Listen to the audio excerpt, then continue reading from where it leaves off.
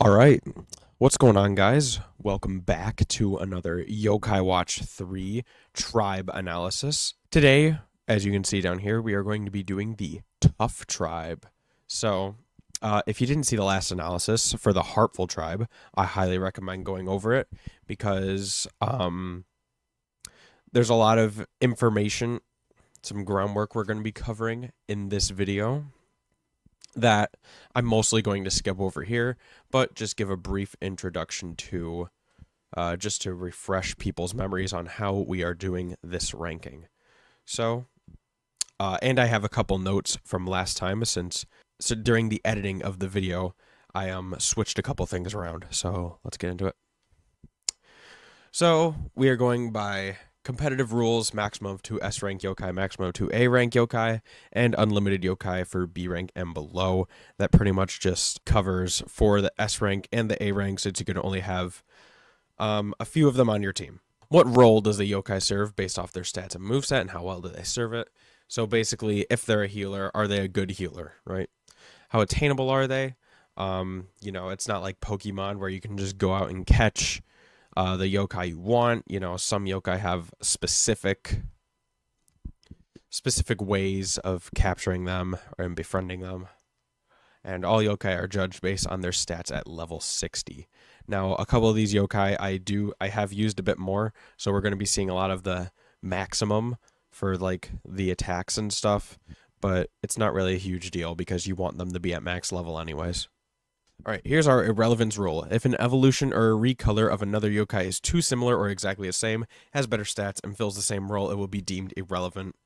So basically, an example from the last video, we have a yokai like Hungramps, who's an E rank, and then we have the recolor of Hungramps, Grandpa, who is a B rank, is just basically a better version of Hungramps.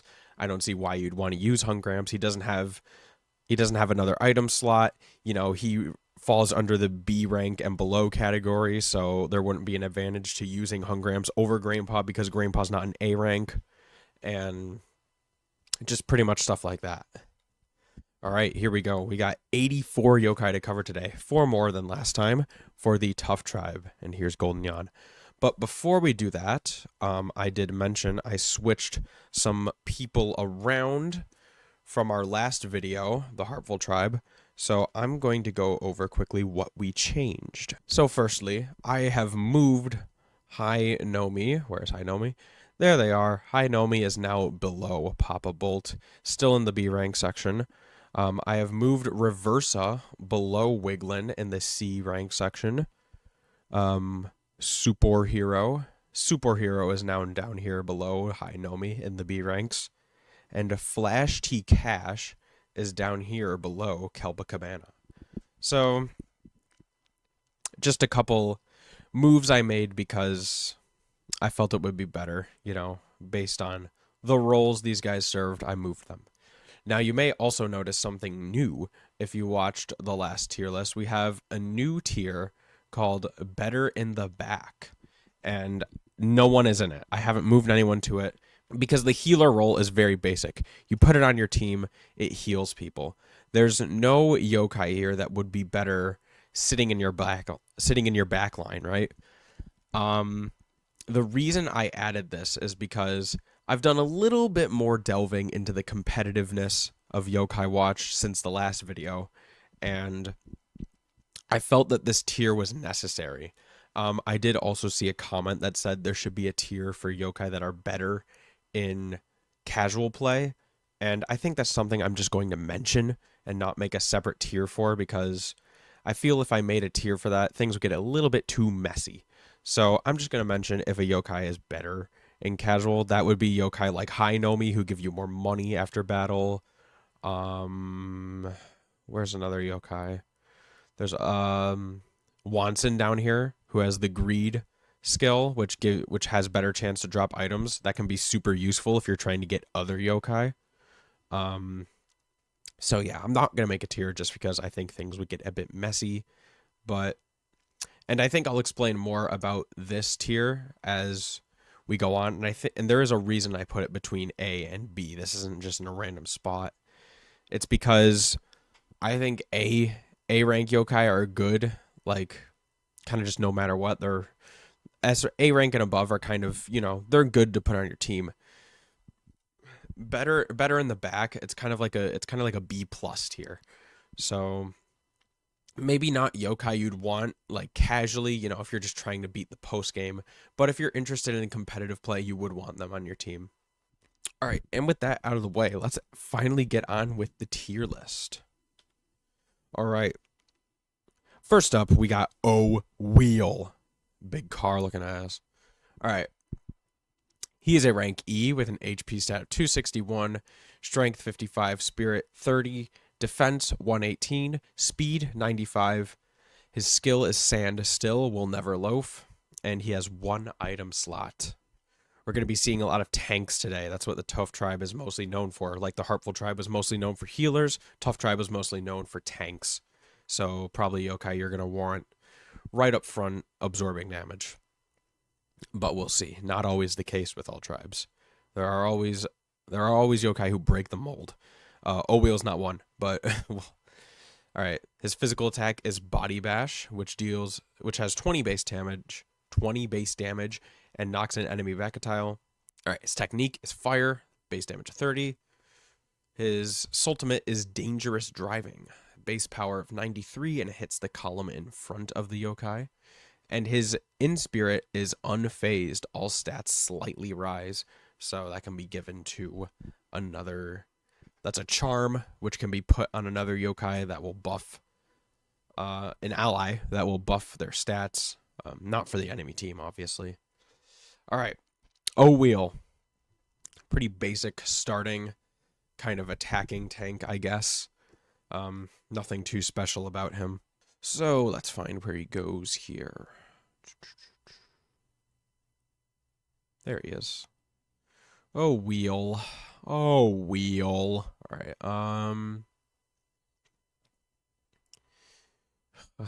I'm trying to remember the yokai from last time.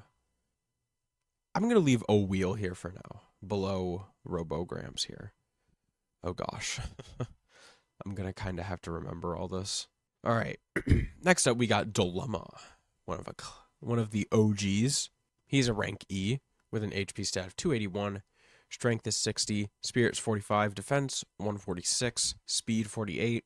His skill is Glossy Skin. He doesn't get dealt critical damage, and he has 1 item slot. We're going to be mentioning the item slots a bit more today.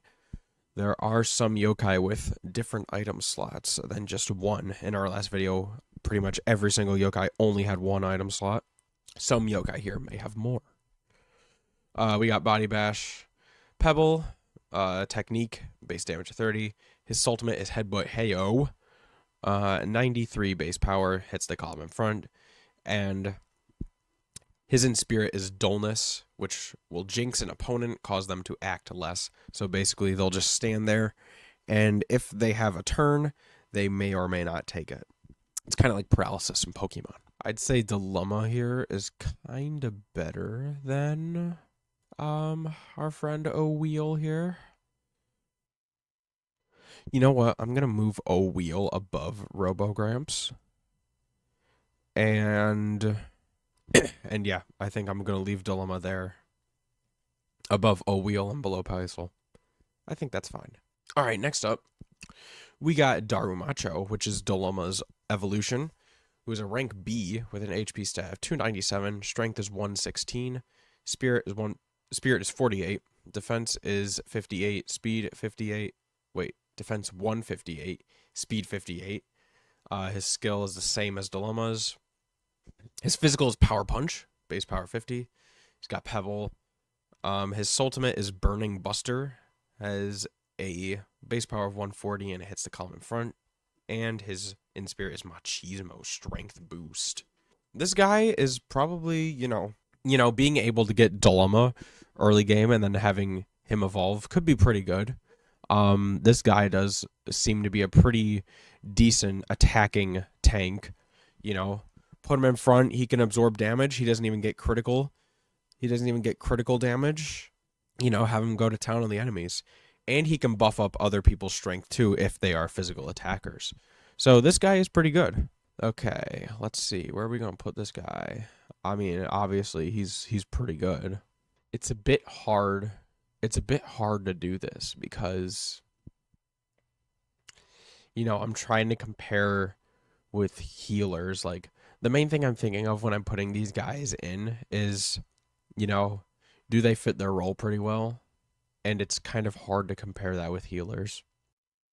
We're going to put him above Got It Made and below Double Time for the moment. All right, now we have a recolor. We got Goruma, who is a rank B with an HP stat of 299. Strength is 143, Spirit is 43, Defense 139, Speed 57. He's got the same skill again. Power Punch, Whirlwind, whatever. We don't really care about that. His ultimate is Gorilla Straight, base power 140, hits calm in front. It's basically the same thing as Darumacho's.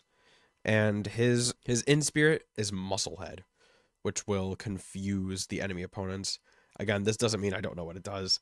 It just, it's just a quick way to put down, it jinxes the opponents, confuses them. They might hit themselves or their teammates, right? Considering what Darumacho was, I think Garuma is definitely not the best. Changing what technique they have doesn't really matter because, we're not even worried about their spirit stat. Their strength stat is much higher, right? We don't care. Having the in spirit be like confusion, like that's not really even that good. You're not gonna use one of these guys like for inspiriting, right? Well, not these guys in general, right? Like you're not using Darumacho or Garuma just purely for inspiriting. I mean, you could, but this isn't very useful. So definitely lower than Darumacho. Yeah, I think I'm gonna put Garuma above Reversa and below Wiglin. All right, now we got Wachagot. So his rank is E, HP 274, Strength 53, Spirit 54, Defense 131, Speed 68. His skill is Bitter Rice, may attack an ally, already not very good. Why would you put this guy on your team just to have him use it, have a chance to waste a turn on hitting one of your allies? Like that's not even that good. Body Bash, knocks out your back tile. Hail, we don't really care, but his spirit is 1 point higher than his strength. That's not really even going to matter because, this hits for physical, so we want him to be a physical attacker anyways. But if he does go for hail, it won't do an embarrassing amount of damage, I guess. His ultimate is Bullbuster. Has base power 93, hits the column in front, and his in spirit is Envy. It'll confuse an opponent. So definitely the worst we've seen so far just because of this skill. It's, obviously it's not ideal. Why would you use it? I'm going to put him above Old Saint Trick because I think Wachagot has at least some merit. The skill is just not good. I think I'm going to move these two goobers, Dilemma and O'Wheel, right below Bumblejack. All right, now we have Wachagot's evolution, Pride Shrimp. He's a B rank with an HP stat of 302. His strength is 64, Spirit 104, Defense 149, and his speed is 61. His skill is Thick Crust, boosts defense when standing in the center. So if you're right in the middle of your board, his defense gets boosted. Already a better skill than Wachagot's. His physical is Tackle, base power 35. His technique is Restore, which is a bit strange. His ultimate is Prawn Punch, has a base power of 140, hits the column in front. And his in spirit is Shrimpervious. It boosts defense for an ally. So something a bit strange is his spirit is higher than his strength, which I guess isn't a horrible thing because he's kind of like a tank. He could be like a tanky healer, I suppose. He's not a full-on healer, obviously. The Restore seems like just as just an add-on. But if you did want to use him as a sort of like half healer, it could work, but it's probably not your best bet. You should just use, you know, one of your Heartful Tribe yokai. I'm gonna move him above Sonic Bam. All right, next we got No Go Kart. He has an E rank with an HP stat of 260. Strength is 65, Spirit is 39, Defense 126. His speed is 74. His skill is Digging In, reduces earth damage for all allies. So if you get hit with a meteor, it's going to do less damage. He's got Body Bash, Pebble. His ultimate is You've Lost Me. Has a base power of 93, and it will inflict enemies with confusion if they are hit. And his in spirit is Get Lost, which will cause an enemy to act less. So this is interesting because No Go Kart's ultimate is actually like kind of good because it hits for damage and it in spirits, which, you know, is pretty nice. You get the damage and you get the in spirit, which could cause, you know, if you get potentially like all the opponent's yokai in that one column and you hit them all with it, they're all going to be confused. They all need to be purified. And then, you know, they have the chance to hit each other. And if they're a good physical attacker, it's going to do more damage. So, you know, that's probably like, that's a pretty good ultimate. It's not the best we've seen, but it is pretty decent for what it's worth. His in spirit is all right, but you know, honestly, if you were going to use this guy, I'd go a bit more on the inspiriting. It could be a bit better because Body Bash is fine. His strength isn't even that good. I like No Go Kart's ultimate, so I'm going to at least put him here. I think Serial Spiller's a bit better, though. So we're going to put No Go Kart below Serial Spiller. All right. No Go Kart's evolution, Mistank. He's a rank B, HP 271, strength 138, spirit 37, defense 135, speed 79. His skill is Earth Cannon. Normal attacks become Earth attacks. Now that's pretty interesting because, you know, if you were going to use, you know, your physical attack on someone with Mistank, it would do elemental damage, which could be pretty good. You know, he's not a special attacker. So if you did want to do some big earth damage, you have a yokai on the other team that's weak to earth. It could do some pretty good work. That being said, his physical attack is Kaboom, which has a base power of 60. It is likely to miss though. This is pretty good. His technique is Rock Slide, has base power of 50. So, you know, do some decent damage. He's not a spirit attacker, but if he does happen to use this, do some damage. His ultimate is Tank and Spank, which has a base power of 140 and it hits the column in front. And his in spirit is Loose Cannon, which will confuse enemies. So this is a pretty decent guy, you know. Not heavy on inspiriting like No Go Kart is, but but you know, he has some good elemental potential even though he's a physical attacker. You don't have to waste, you know, there is a soul for changing a technique to Meteor. You wouldn't have to waste that on this guy because, you know, even though Meteor has a higher base power than this Kaboom attack, you know, it's still going to do decent damage and his strength is pretty good. You know, I'm going to put him above Intune and below God It Made. All right, now we have Terrorpada here, and Terrorpada is going to be pretty interesting. He's a rank E with an HP stat of 287. His strength is 70, his spirit is 37, defense 133, speed 46. His skill here, Rest in Peace, is probably super interesting. Prevents all yokai from being revived. This is a pretty powerful skill. Reviving yokai is something I believe is new to Yokai Watch 3. Correct me if I'm wrong, Yokai Watch fans. And there are a good amount of yokai that can do it. We covered some of them. We covered most of them in our last video, the Heartful video. Pretty much everyone in our S tier on our tier list can revive yokai. That's a very powerful thing to do. I don't know if it's everyone that can revive yokai, but it should be like 80% of them. So, a lot of people are going to be bringing those big guys that can revive yokai on your team, and Terrapoda can just block it passively. And he's also the first ever yokai in our tier list videos to have 2 item slots, which is very interesting. Something you could do with Terrapoda is put the I don't remember what the soul's called.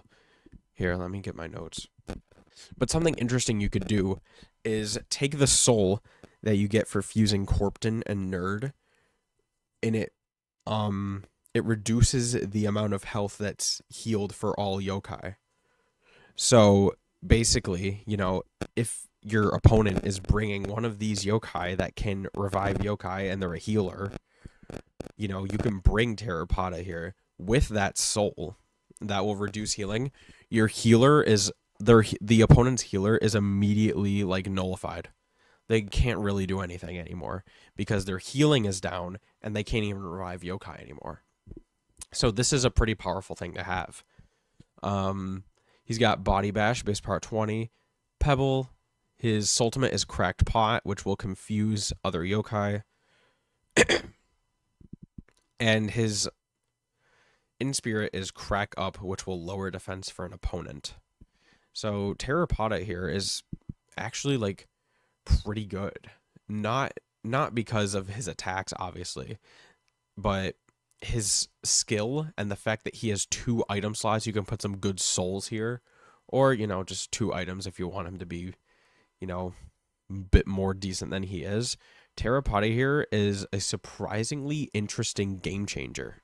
So that being said, we're going to take this guy and put him up here better in the back, because Terrapoda is probably better in the back line. Next we got his evolution, Blonus Tapa. He's a rank B with an HP of 312, strength 98, spirit 41, defense 175, speed 61. He has the same skill as Terrapoda, but only has 1 item slot. He's got Headbutt, base power 50. His technique is Meteor, which has 70. His ultimate is Blowout, which has a base power of 200, and he self-destructs in a plus shape. And his In Spirit is Blow Your Top, which gives your allies a strength boost. So this is a bit strange, but Blonus Tapa, I believe, is already worse than Terrapoda, because Terrapoda has backline. Like influence. Blonus Tapa is a bit more for the actual battlefield. Is he good on the battlefield? Kinda. His strength is pretty low for being a B rank. Obviously, like the defense is kind of what matters, I guess, but Blonus Tapa probably isn't really that great. Above Garuma and below Wiglin.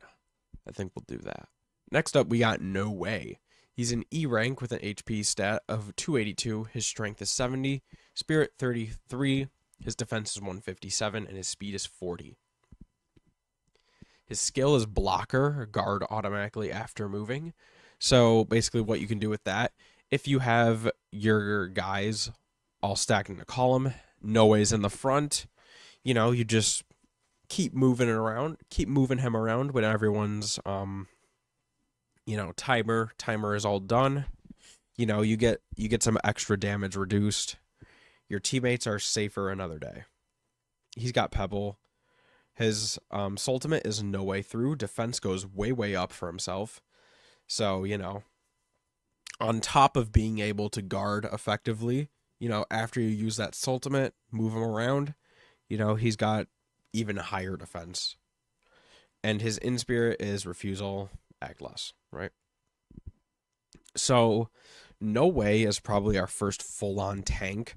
You're not really doing anything with his attacks. You probably want him to just guard. Because his skill will keep him guarding for quite a long time. So, he's probably our first dedicated tank. You know what? I'm going to move Blois Tapa to the bottom of B rank because his skill is actually still like a really good skill. Just, given his moveset, it's not as effective as Terrapada's. All right, anyways, back to No Way. I'm going to move No Way below Wiglin and above Garuma. I think we'll do that. Now we got Impasse, No Way's evolution. Impasse is a rank B with an HP stat of 317. His strength is 104, spirit 40, defense 181, speed 45. He's got the same skill. He's got tackle, rock slide. Ultimate is insurmountable. Defense goes way, way up. And he has, pretty much same in spirit. So this is pretty much just a better version of No Way. I think No Way is going to become irrelevant because of this guy. He has better stats, same skill, same ultimate, same in spirit. Their moveset are pretty much basically the same thing. Sorry, No Way, but you are going down here. Where? I don't know. You can just kind of go there. We're not really ranking these guys, putting them in any order. We're gonna put them in the bottom of B tier. All right, next up we have Walden. Impasse's recolor. He's a rank A, our first A rank of the video. Let's get it. His HP 333. His strength 41, spirit 108, defense 91, speed 49. Wait. Spirit 108, defense 191, speed 49. All right. He's got the same skill as Impasse, blocker. He's got tackle, rock slide, stone wall drop, which has a base power of 200 and it only hits the back row. And his in spirit is castle power, which is defense boost. So already kind of a downgrade from Impasse and No Way, because Walden kind of loses the complete tank capability. He's a special attacker too, which is interesting. I can't quite remember if Stonewall Drop is a physical or a special ultimate, but from the sound of it, it's a bit more of a special one. And it only hits the back row, so it's not going to be that great anyways. He still has the defense boost though, but I think this makes him a bit worse than Impasse, because where Impasse is kind of this kind of complete tank, Walden kind of really isn't. Yeah, we're just going to put him above Garuma and below Wigland, so we'll keep him there. All right, next we got Rough Raft. Oh, what you looking at? He's an E rank, HP 261, strength 82, spirit 33, defense 127, and his speed is 61. His skill is Pompadour, will dodge enemy headbutt attacks. That's a pretty niche skill. He's got headbutt. Pebble, his ultimate is Stare Down, which has a base power of 46 and greatly lowers speed for enemies that are caught. Hits the column in front. And his in spirit is Rebel Soul, which lowers defense for the enemies. So he's got one of those skills again, which probably not, I wouldn't say as useful as No Go Kart in terms of the inspiriting, because he has some decent attacking capabilities, but his inspirits are definitely useful. He's decent. Probably a bit more useful than No Go Kart because he's a bit more versatile, but I think in terms of the in-spirit usability, I think No Go Kart would be a bit better. Right above No Go Kart, right there. All right, now we have Rough Raft's evolution here. Bad dude. All right. He's a B rank, HP 285, strength 127, spirit 40, defense 147, speed 67. Lots of sevens. He's got the same skill. His physical is Headbuster, base power 85. It's likely to miss. He's got Rock Slide. His ultimate is Gangster Glare, has a base power of 70, and it greatly lowers speed for the column in front. And he's got the same exact in spirit. So, this probably makes our good friend Rough Raff irrelevant, unfortunately. As much as I love Rough Raff, this probably makes him irrelevant. Because, we pretty much got the same dude here. Yep, pretty much got the same dude. Sorry, old buddy, but you're irrelevant now. Bad dude. I'm still gonna put him in the same spot though, because I think I like Serial Spiller a bit better. Bad dude, like his skill is pretty niche. The inspiriting attacking is pretty useful though. Now we got Bad Dude's Recolor Bruff. He's an A rank, HP 298, Strength is 137, Spirit 43, Defense 156, and his speed is 72. His skill is Revenge, sends some damage back to the enemy. His physical is Headbuster 85. His oh my god, his technique is Meteor, and his ultimate is Brutal Butt Bat. Has a base power 190 and hits the column in front. Loses its Inspirit ability though. And his Inspirit is Blood Boil, which will confuse enemies. So he's pretty interesting. I think his skill is better, but losing the Inspiriting on the ultimate is a bit unfortunate. That doesn't make him more powerful though. So I think Bruff here is going to be a little better than Bad Dude. I think I'm going to put this guy below Pride Shrimp. So right here above Sonic Bam and below Pride Shrimp. All right, now we got Rough Graph, the American version of Rough Raff. He's a rank B. HP is 303, Strength 121, Spirit 35, Defense 156, Speed 63. His skill is Party On. Boost stats for all American yokai. Don't know by how much. Don't know if that includes him. It might, but this is a bit of a niche skill again. Only boosting stats for American yokai. It might do something for him. Doesn't really do anything for the entire team if not really anyone is American yokai. His physical is Spray Gun. Has base power 40 and it always hits. He's got Pebble. His ultimate is Spray Points. It will lower all stats for the enemy team. And his Inspirit is Delinquency, cause enemies to act less. He seems to be like... He kind of focuses kind of on the inspiriting, I guess. I mean, I'm not sure. Because his physical isn't really that... I mean, it is decent, but it's not like the best thing in the world, right? This ultimate also isn't amazing. Lowering all stats is pretty nice, but it doesn't really do damage either, like his friends here. And his skill's pretty niche. So he's kind of okay. I'm gonna put him above Dilemma. All right, now we have Chilled Cacao. He is a rank E with an HP of 245. His strength is 93, Spirit 31, Defense 136, Speed 52. His skill is Super Trooper, gradually restores HP for linked allies. He's got Body Bash, Pebble. His ultimate is Celebrated Cacao, has a base power of 30, and it restores HP, then keeps going. So it'll restore everyone's HP and then inspirit them, so it keeps healing. And his Inspirit is Drown in Delight. All stats go down slightly, so that's for enemies. Their stats will go down just a little bit. This guy's a decent passive healer, I suppose. He only heals if linked with someone else or you have the ultimate. So he's okay. It's pretty common you'll get this guy right in the beginning of the game. He's a decent healer. I'd much prefer Intune, obviously.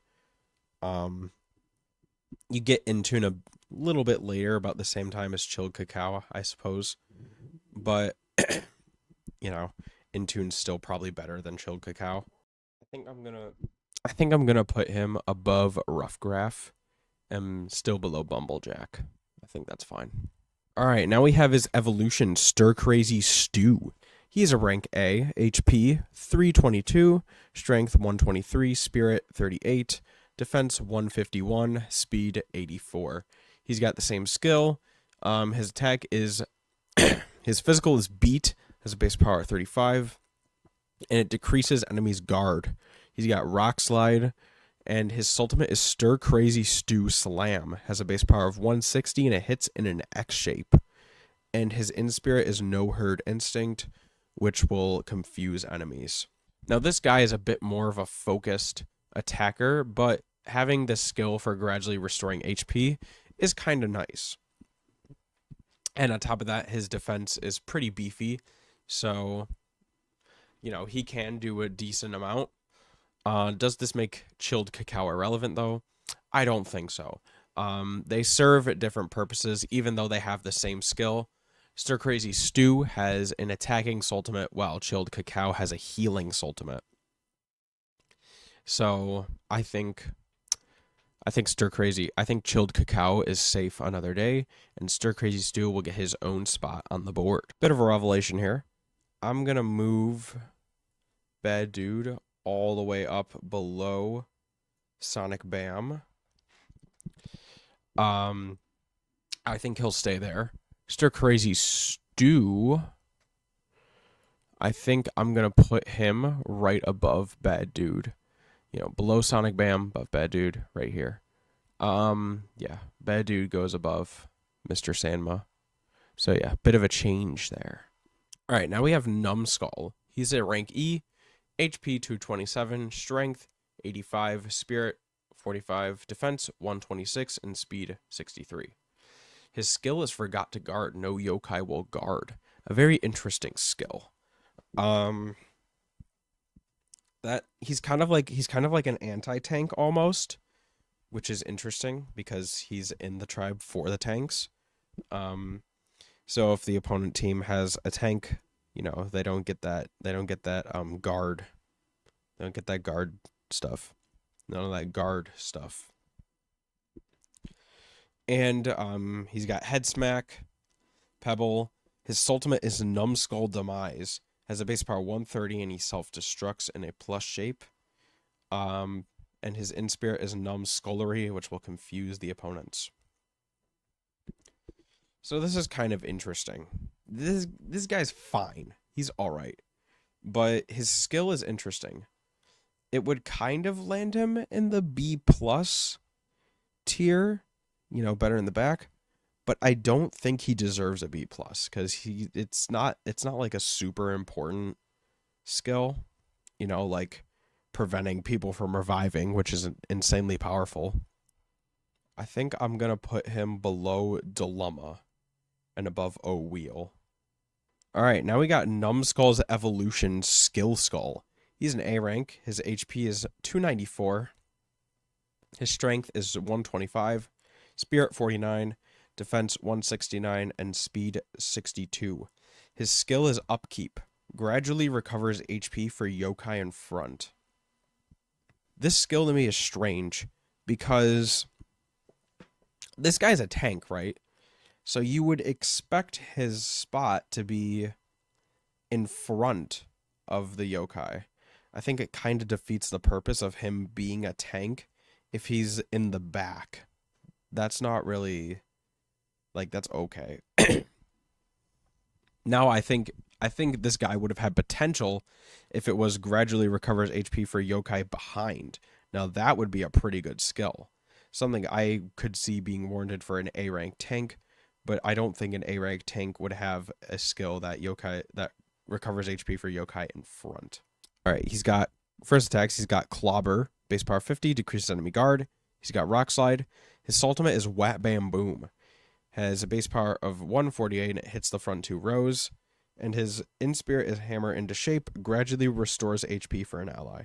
So this is weird that he's kind of almost a half healer, but it feels like he really shouldn't be, right? Because I feel like the healing the healing in spirit is a bit strange on this guy, and his skill is not really even that great. No, I'm gonna put him above Robogramps. Yeah, we'll put him above Robogramps and below Palisol. All right, now we have Armsman, our first D rank of the video, which is a bit strange because we're quite a bit of ways into this. But his HP 294, strength 68, spirit 46, defense 156, and speed 62. His skill is Spirit Guard. When guarding, avoid hits from weak element, which is fire. So that's kind of interesting. It's kind of like the skills. It's kind of like the Enterfly line skills, Enterfly, Betterfly, and Papillon, where they can't be inspirited, but they can still be targeted. So Armsman, if he's guarding and someone hits him with a fire attack, it could still target him, but it won't do anything, right? He's got Power Punch, Hail. His ultimate is Lock of Steel, which greatly boosts defense. I would assume it's just for himself, but that's what it said. And his Inspire is Armor Defense, which is a defense boost for an ally. So Armsman here is a pretty decent tank. Probably not better than Impasse, but he's still a pretty good second choice. I'm going to put him below Bad Dude and above Mr. Sandma. All right, now we have a Mimikin. He's a rank D. His HP is 308, strength 61, spirit 61, defense 149, speed 56, and his skill is Me Too. Mimics move from ally in front. Now again, this is pretty interesting because it's kind of the same thing with Skill Skull. You would expect Mimikin to be, in the front because he's the tank. But it's a different kind of skill, so let's see. And by that I mean that Mimikin just kind of has a different play style, I suppose. So let's see here. He's got Punch. His technique is Frost. A bit strange that his technique is higher than his physical. His ultimate is Imitate Guardian. His own defense will Soar. And his Inspire is Copycat, which will confuse an opponent. So I suppose if you wanted to try and have maybe a duplicate of the yokai in front of Mimikin, this could be an interesting pick, but I feel like there's a different yokai from the Shady Tribe named You Do It who does this kind of thing better. So Mimikin, he's all right, and obviously, I mean, he has his own moves, so it's not like he's just gonna be mimicking. I'm gonna put him above Cereal Spiller and below Ponderoo, because Mimikin's skill is interesting, but I don't think it's too worth it, because he's not doing it all the time, and he has to be in the back. So it's a bit strange to me. But I don't know how quickly he does it. And, I don't know if there's any interesting plays to be made with it. So for now, he goes here. All right, now we have Obaga. He's a rank D. His HP, 256, strength 91, spirit 34, defense 137, speed 76. His skill is Acrobat, counterattacks right after dodging enemy.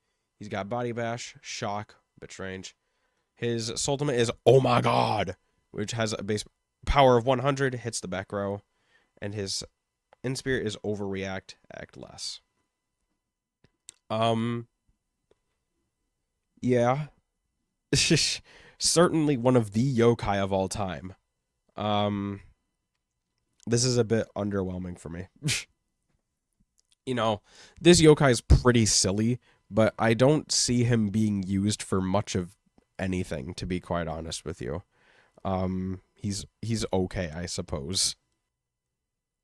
Obaga. Obaga. Obaga. Obaga. I don't know. We'll put him in the D tier below Wanson, I suppose. All right, now we have Speedy Mountain.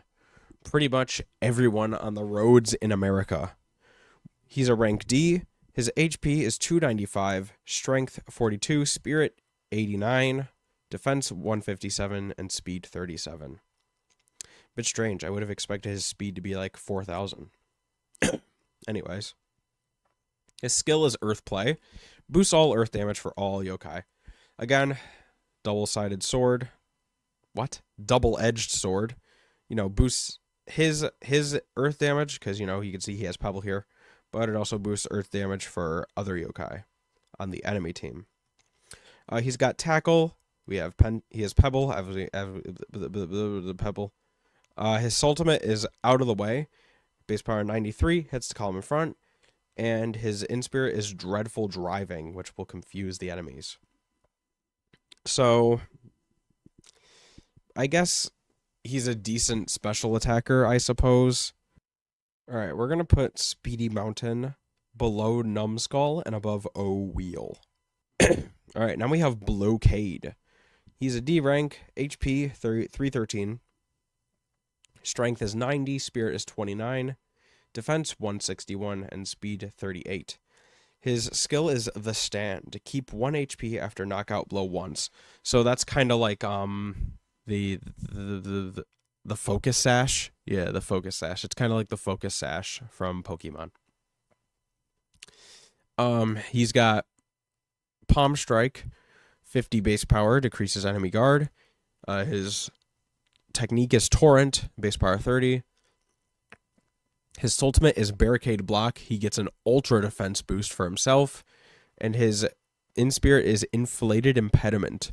The enemy yokai cannot move on the board. So what that means is, the enemy yokai can still use attacks and make moves, but the opponent won't be able to move them around on the board. So if someone's using a ultimate and they haven't been purified yet, there is literally nothing they can do to move out of the way. So Blockade is a fine tank here. His ability to Stand is useful. If he can get healed before he's immediately killed again, it does have some use. Yeah, I'm going to put him above Armsman. We'll put Blockade above Armsman. All right, now we have the Recolor Lead Balloon. He's a rank C, our first of the video. HP is His HP is 318, Strength 101, his Spirit is 38, Defense 172, Speed 33, and he has the same skill as his counterpart.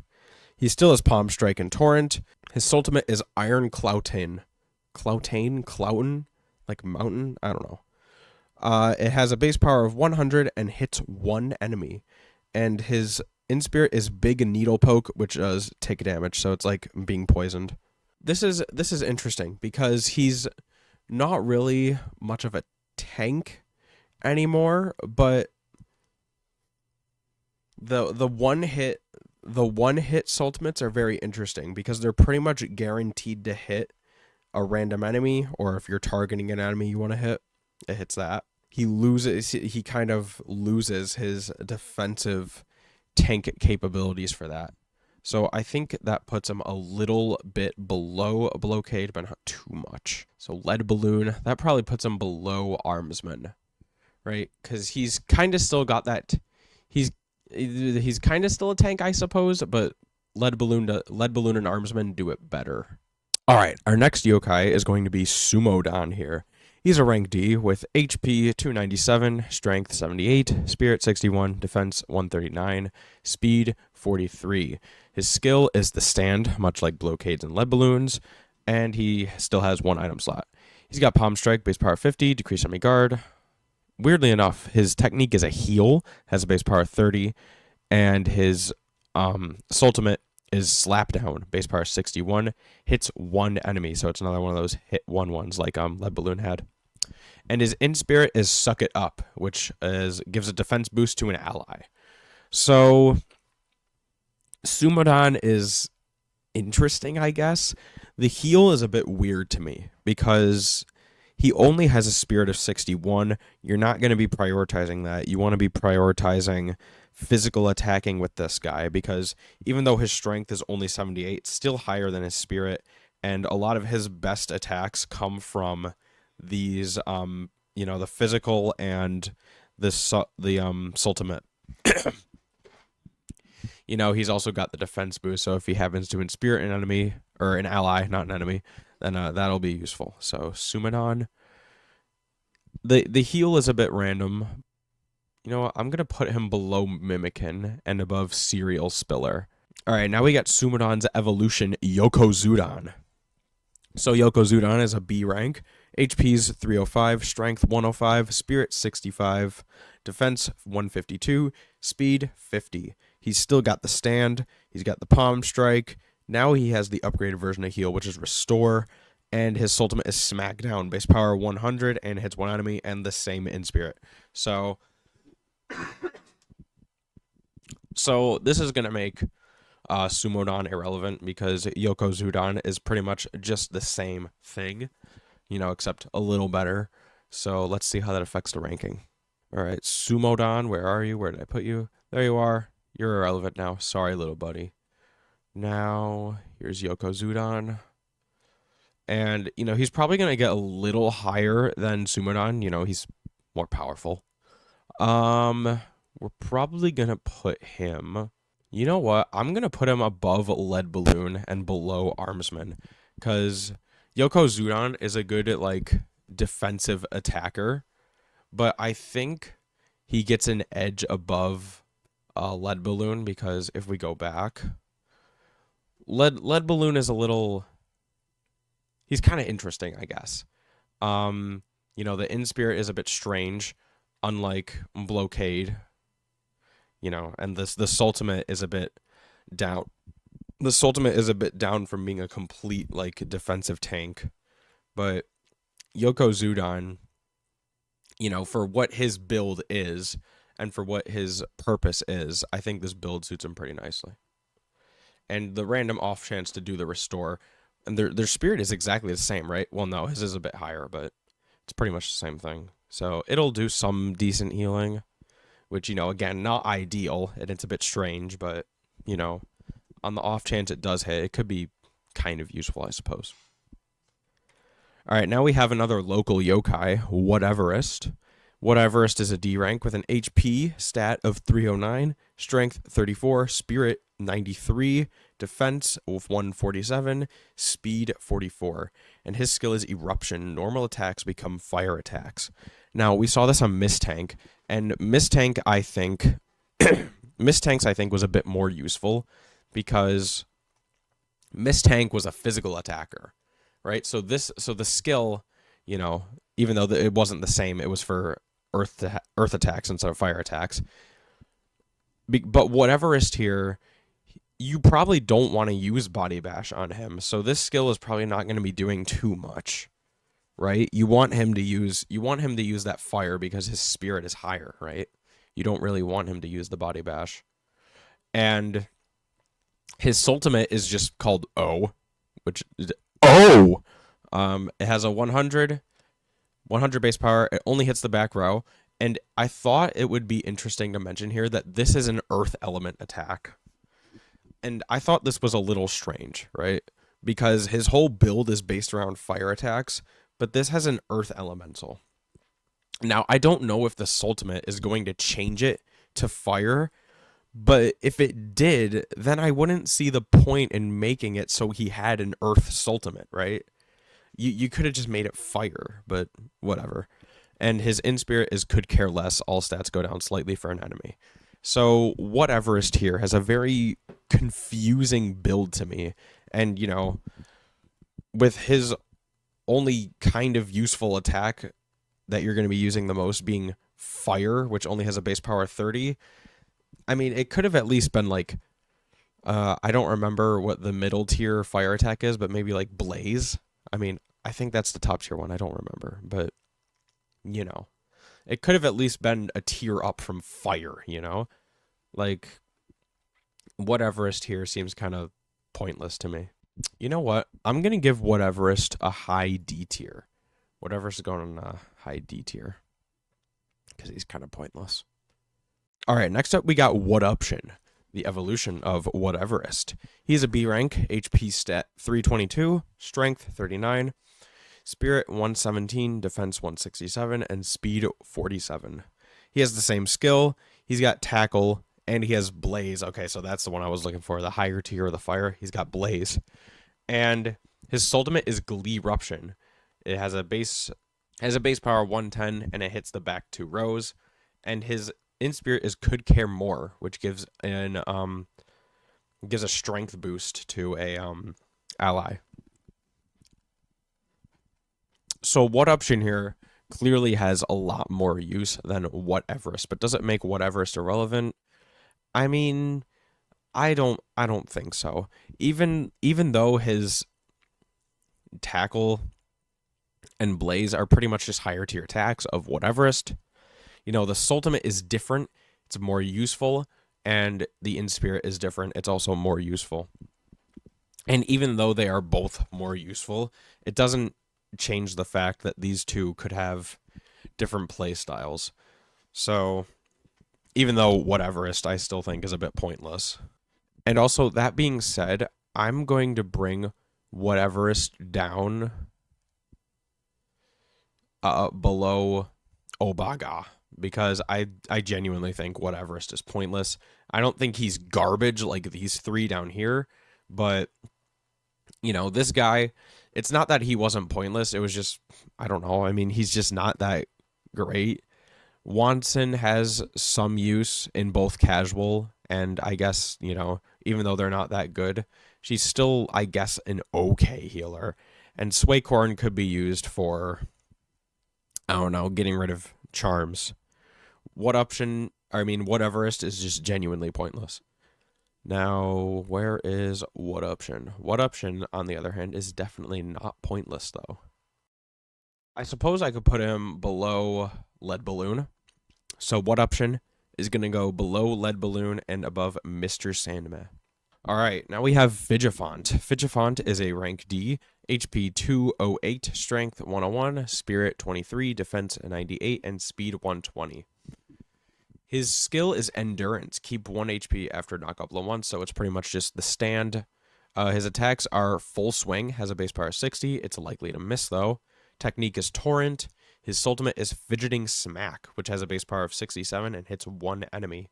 And his In Spirit is Fidgeting Act, causes an opponent to act less. I guess Vigifant is just kind of like a worse version of Blockade and Lead Balloon here. You know what? Vigifant's going to go below What Option and above Afronaut. All right, next we got Tough Ant, a recolor of Vigifant, I believe. Yes. Tough Ant is a C rank with an HP stat of 280, Strength is 38, Spirit 74, Defense 166, and Speed 79. Still has Endurance. Still got Full Swing, although his technique this time around is Rapids. And his ultimate is Trembling Smack, has a base power 100, hits one enemy. And his In Spirit is Shaking, which will cause an opponent to act less. Tough Ant, unlike Vigifant here, unlike Vigifant last time, is a special attacker. So this ultimate's still going to do a bit. There's a power buff, there's a power boost considering his lesser strength stat. And, he's got the higher tier of Torrent, which Vigifant had, and now has Rapids, which has base power 50. So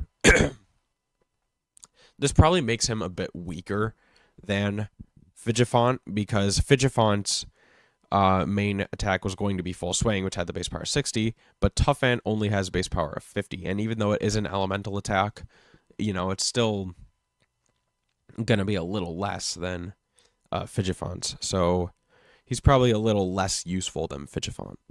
Probably just below Vigifant. Yeah, because they're both kind of equal in what they do, but I think Vigifant is a little better. All right, now we got the interesting part. I believe Endurafant is Vigifant's evolution, and he's a rank A, so we have to consider that. HP stat 301, Strength 85, Spirit 55, Defense 184, and Speed 67. His skill is Going Nowhere. Keeps 1 HP after a knockout blow twice. So it's pretty much like having 2 focus sashes on a Pokemon. He'll be kept with 1 HP once, and then he'll be kept with 1 HP again.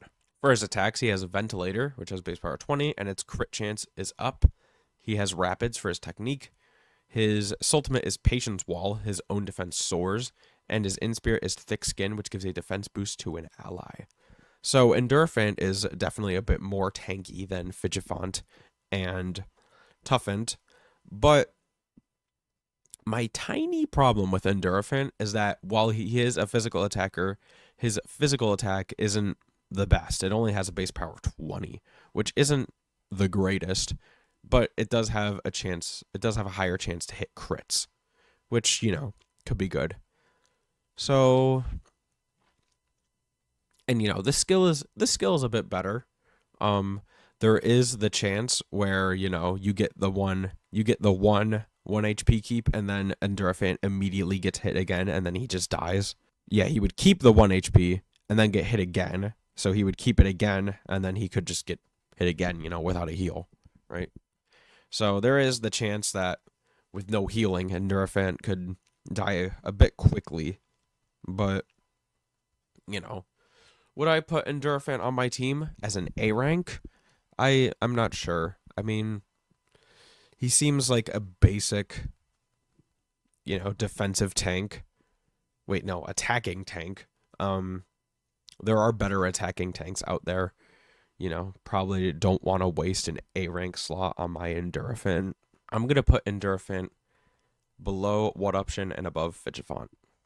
We're just gonna put this whole line together. All right, now we have Zappery. Zappery is a rank D, HP stat of 217, strength 95, spirit 90, defense 74, and speed 91. His skill is In a Flash, gets 1 preemptive attack. So basically what that means is when the battle starts, he's just going to attack immediately. What that attack is probably depends on his nature, but he gets 1 attack. So, speaking of, his attacks are Pesky Poke, has a base power 30. His technique is Lightning, base power 50. His ultimate is Attack, has a base power of 93 and hits the column in front. And his Inspirit is Lightning Speed, which gives a speed boost to an ally. So, Zappery here, despite having a slightly higher strength stat, is probably better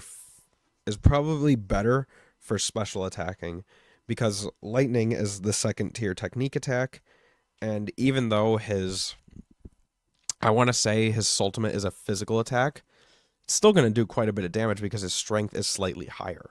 So Zappery here is actually a pretty well-rounded, just kind of wild card, I suppose.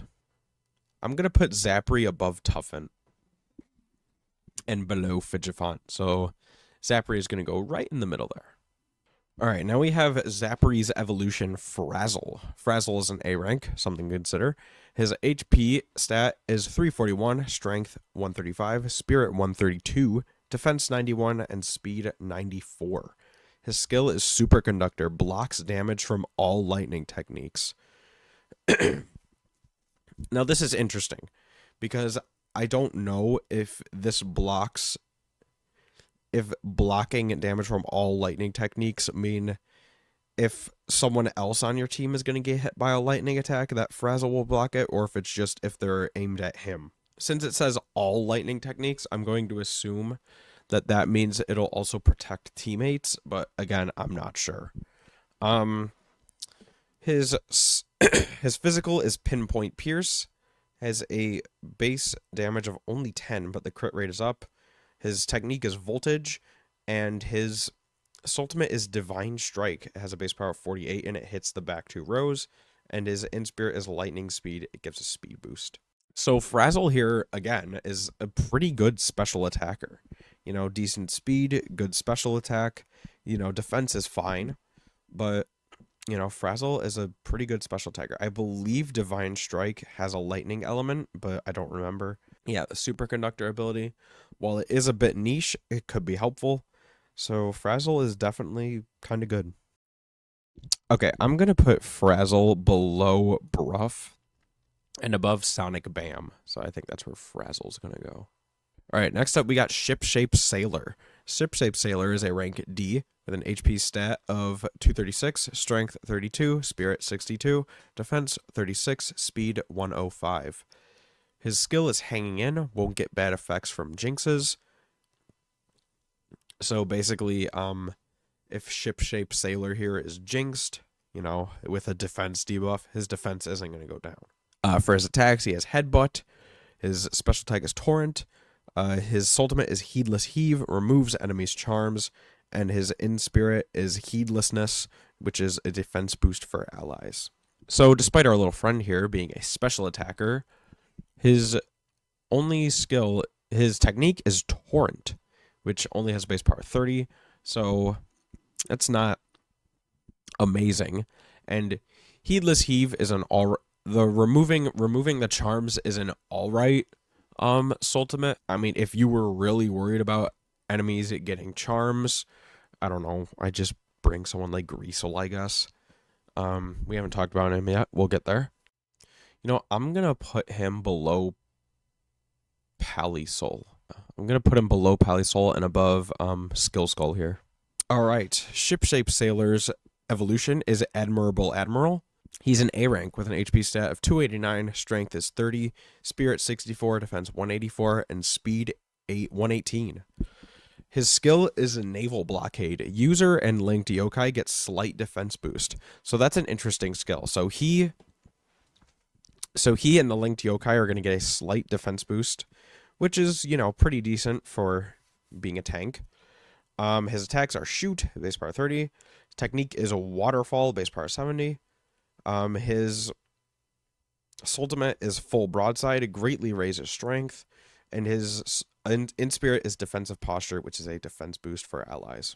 His ultimate is probably not going to be very useful because, as we can see here, he's a special attacker, not a physical attacker, and with shoot only being a base power 30, I don't really see any reason to use this ultimate at all, because I'm going to assume it only boosts his strength, so it's not going to be very useful. I'd pretty much just be using Waterfall and his in spirit. I guess on the off chance he does use shoot, maybe you'd want to use this ultimate. It doesn't really hurt anything, but not the most useful thing in the world. I'm probably going to put him below Ponderoo and above Mimikin. I think that's where I'm going to put Admirable Admiral. All right, now we have Swelton. So Swelton is a C rank with an HP stat of 351, strength 46, spirit 84, defense 117, speed 58. His skill is Oily Mess, shortens move timer for all allies. So basically what that means, if you move a yokai around on the board, they have a certain amount of time before they can move again. What Swelton's going to do is he's going to lower that. So say you move your teammate and they have to wait 5 seconds to move. Swelton is going to take that down to, I don't know how much it goes, but we'll say 3, I guess. Now, the interesting thing about Swelton is he has 2 item slots, so that's very interesting. His attacks are Squish, which has a base power of 25. It always hits. His technique is Blaze, base power 50. His ultimate is Sweaty Wall. His defense is going to soar. And his in spirit is Sweat It Out, which is tick damage for an enemy. The 2 item slots is very interesting. I'm not going to give Swelton a B+, because I don't think Oily Mess warrants, having him always in the back line, shortening move timers. Like, that's not going to do very much. But I suppose if you have one of those tough tribe yokai with the blocker ability, or the soul that does the pretty much the exact same thing, Swelton could be kind of useful. I'm not too sure what you could do with the 2 item slots. I guess the first thing that immediately comes to my mind is just putting a bunch of defensive items on him. So his defense is going to be pretty decent. He is a special attacker, which checks out because he has Blaze. That's going to be a good attack. This is a good ultimate. It could be a nice in spirit if he uses it on the off chance. I don't know if I'd prioritize it. But, Swelton's kind of decent here. 2 item slots definitely gives him a bit of a lead. I'm going to put Swelton above Sonic Bam and below Frazzle. Also, I'm going to move Lead Balloon above Stir Crazy Stew, as well as Armsman. They're still going to be in the same spot. I'm also going to move Pride Shrimp all the way below Tuffin. Pride Shrimp is going all the way below Tuffin. Rip Bro. And Yokozudon is going to join Armsman above Stir Crazy Stew. Okay, so I think that's all I'm going to do with the tier list. Swelton, below Frazzle, above Sonic Bam. Blocade, Armsman, and Yokozudon have moved above Stir Crazy Stew, and Pride Shrimp is now below Tough Ant and above Afronaut down here. All right, now we got Sing Kong. Sing Kong is a C rank with an HP stat of 295, strength is 120, spirit 29, defense 153, speed 51. His skill is Shout Out, boost strength slightly for linked yokai. So I think that's kind of like Fundango's skill. His attacks are Tackle, his technique is Lightning, his ultimate is Soulful Shriek, has base power of 110 and hits the front 2 rows, and his Inspirit is Burst into Song, raises all stats slightly for an ally. So Sing Kong is kind of decent here. Nothing too unique, I suppose. Just kind of a basic sort of defensive attacker, I suppose. I'm going to put Sing Kong below Mimikin and above Serial Spiller. That's where we're going to put Sing Kong. Next up, we got Slippy. Slippy is a C rank with an HP stat of 278, strength is 49, spirit 28, defense 143, and speed 127. Pretty high speed. His skill is Best Foot Forward, boosts speed slightly for linked yokai. So this guy focuses kind of a bit on speed, I suppose. His attacks are Smackdown, hits for a base power of 25 2 times. He's got Rapids. His ultimate is Slippy Slap, has a base power 100 and it hits one enemy. And his Inspirit is Shell Shield, has a defense boost for an ally. So Slippy has a pretty interesting arsenal here. You know, boosting speed is kind of nice. Those the one hit ultimates tend to be, you know, pretty good, I'd say. It's not something you can really avoid unless, you know, it just misses. That's pretty much the only way you can avoid those ultimates. So they tend to be pretty decent. The Smackdown is nice, but honestly, I'd probably focus a bit on support with Slippy, but I suppose because his strength is pretty low, even though it's his, you know, best attacking stat, his strength is pretty low. So I'd focus maybe a bit more on inspiriting with Slippy, but you know, he's kind of an interesting dude. I'm gonna put Slippy below Tough Ant and above Pride Shrimp. That's where we're gonna put Slippy. All right, next up we got Repossessor. So Repossessor is a C rank with an HP stat of 311, strength is 106, spirit 60, defense 143, and speed 40. His skill is Repossessor, and his skill is Repossessor. The first action taken against this yokai is sealed. I want to say, so this could mean one of two things. It could either mean, you know, let's say a yokai hits him with Rapids. It could either mean that yokai can't use Rapids against just him anymore, or they can't use Rapids for the rest of the match. You know, it could be the skill has its uses, I suppose. It limits a yokai's move pool, so if a yokai has like a pretty, you know, crazy attack and you want Repossessor to take it so they can't really use it anymore, you know, it could be a viable strategy. He's got Tackle. Technique is Rock Slide. His ultimate is On the Shelf Guard, Ultra Boost to his strength. And his Inspirit is Repossess, which causes an enemy yokai to act less. So Repossessor has a very interesting arsenal. His skill is pretty useful. You know, his ultimate could be useful. He's kind of a defensive attacker.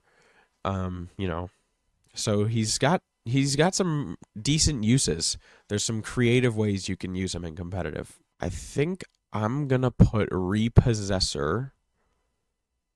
I'm going to put Repossessor below Stir Crazy Stew and No, actually, I'm gonna put Repossessor below Yokozudon and above Stir Crazy Stew. Also, we're gonna make a couple changes to the tier list as well here. Reversa, I'm gonna put below. I'm gonna put Reversa below Comic Genius. I'm gonna put Lazy Sunday below Slippy and above Pride Shrimp. And Enifly is going to go below. Enifly is going to go below Admirable Admiral and above Mimikin. So, a couple changes to the tier list there. All right, now we have Mr. Blockhead. Mr. Blockhead is a C rank with an HP stat of 270. Strength is 89, Spirit 32, Defense 149, Speed 91. His skill is Block Party, spreads the effect of own charms to allies. So, I want to say this means, okay, so I think what this skill means is if he gets inspirited by another ally, so let's say a healer inspirits him with, gradual HP recovery, he's going to spread that to everyone else. So that could be a pretty useful skill. His attacks are beat, his technique is fire, his ultimate is block party baffle, which will confuse all enemies, and his inspirit is listen up, which lowers defense for an enemy. So Mr. Blockhead is interesting because I guess he's kind of an attacker, but he could also be a decent inspirator as well. His skill is at least slightly useful. His arsenal set of moves, maybe not so much, but his skill is pretty interesting. I'm going to put him below Mimikin and above Sing Kong. So that's where we're going to put Mr. Blockhead. All right, now we have Mad Mountain. Mad Mountain is a C rank with an HP stat of 295. His strength is 74, Spirit 44, Defense 177. His speed is 49. He's got the stand as a skill, and for his attacks, he has a palm strike. His technique is hail. His ultimate is Ultra Sumo Stomp, which gives him an ultra boost to his defense. And his inspirit is Perseverance, which gives him a defense boost for allies. So Mad Mountain is another decent tank here. So let's see where he ranks with the other tanks. You know what? I'm going to put Mad Mountain above Blowcade and below Sonic Bam. All right, next up we have Lava Lord, which is a recolor of Mad Mountain. He's a rank B with an HP stat of 301. His strength is 75, Spirit 61, Defense 180, and Speed 54. He also has the stand, and his attacks are Palm Strike. His technique is Shock. His ultimate is a Midnight Stomp, ultra boost to his own defense, and his inspirit is Volcanic Blessing, which gradually restores HP for an ally. I'm not sure what to think about his inspirit, because it seems a bit strange to me, but you know what? I suppose it's not horrible. It's an interesting thing, but I could see it having some use. If Lava Lord is, up front guarding the entire team in a column, he's got that ultimate, he's got the stand. It could be interesting to have him healing the teammates behind him, sort of kind of like, what Skill Skull should have been, I suppose. It's interesting, but I think he loses some of his tanking ability for that and the rest of his team. I think Lava Lord is going to go below Repossessor and above Stir Crazy Stew. All right, now we have Castellius III. Castellius III is a C rank with an HP stat of 301. His strength is 81, Spirit is 57, Defense 160, and Speed 46. His skill is Bronze Guard, which lowers earth and wind damage. Unsure if this is just for him or if it's for the whole team. His attacks are Body Bash, technique is Pebble, his ultimate is Self-Destruct, which has a base power of 200, and he self-destructs in a plus shape, and his inspirit is Bronze Power, which gives a defense boost to an ally. Alright, so Castellius III here, he's an alright tank. The self-destruct isn't ideal, but The skill could be nice and the defense boost is all right. His attacks aren't too good, so he's kind of okay. I'm gonna put Castellius the Third below Sing Kong and above Serial Spiller. I think that's where we're gonna put Castellius the Third. Now we have Castellius the Second. Castellius the Second is a B rank with an HP stat of 314, strength is 89, spirit 58. His defense is 172, speed 48. His skill is Silver Guard, which lowers fire and ice damage. He's got Tackle for his attack. His technique is Frost. His ultimate is Refined Guard, which is an ultra boost to his defense. And his in spirit is Silver Power, which is a defense boost. So for being a tank, Castellius III is pretty decent. He's got the ultra boost and he's got the defense in spirit and he's got the Silver Guard. So he's going to be lowering some technique damage that's done to him. So for a tank, he's pretty decent. I'm going to put Castellius II above Mad Mountain and below Sonic Bam. I think that's what we're going to do. All right, now we have Castellius I. Castellius I is an A rank with an HP stat of 330, strength 92, spirit 60. His defense is 81 and his speed is 57. His skill is Gold Guard, which lowers lightning and water damage. He's got Bone Crusher, Lightning. His ultimate is Glorious Babai, which has a base power of 270, and he destructs in a plus shape. And his in spirit is Gold Power, which gives a defense boost. I struggle to think if this makes Castellius III irrelevant, because their skills aren't the same, but they both have the self-destruct and the defense boost. And better attacks. I'm gonna say not. I want to say not just because their skills are different. Because of their skills, they could have some different uses. Would I put Castellius the first on my team? Probably not. I think there are better tanks that don't take up an A rank slot. The self-destruct ultimates I don't think are the best in the world because, one, you're kind of losing a tank. Even though they do a lot of damage, it's not guaranteed to hit the other team, right? It hits a big area, but it's not guaranteed to hit the other team. I'm going to put him above Endurafant and below What Option. All right, now we have Castellius not Castellius the Max, Castellius Max. He's a rank S, our first of the video. Let's get it. So we'll have to consider that. His HP is 348, strength 96, spirit 64, defense 197, and his speed is 59. His skill is Platinum Guard, which lowers water, ice, and wind damage. So we get a 3-fer. He's got Bone Crusher. His technique is Tornado. His ultimate is Platinum Guard, which has an ultra boost to his defense. And his in spirit is Platinum Power, which boosts all stats for an ally. So not only does it boost defense, but it's going to boost your strength, your speed, the whole shebang. Yeah, I don't think it makes any of the other Castelliuses irrelevant. The skill is better. It's not the same as Castellius II, which I believe Castellius the Max is most similar to. Castellius II still has that fire resistance.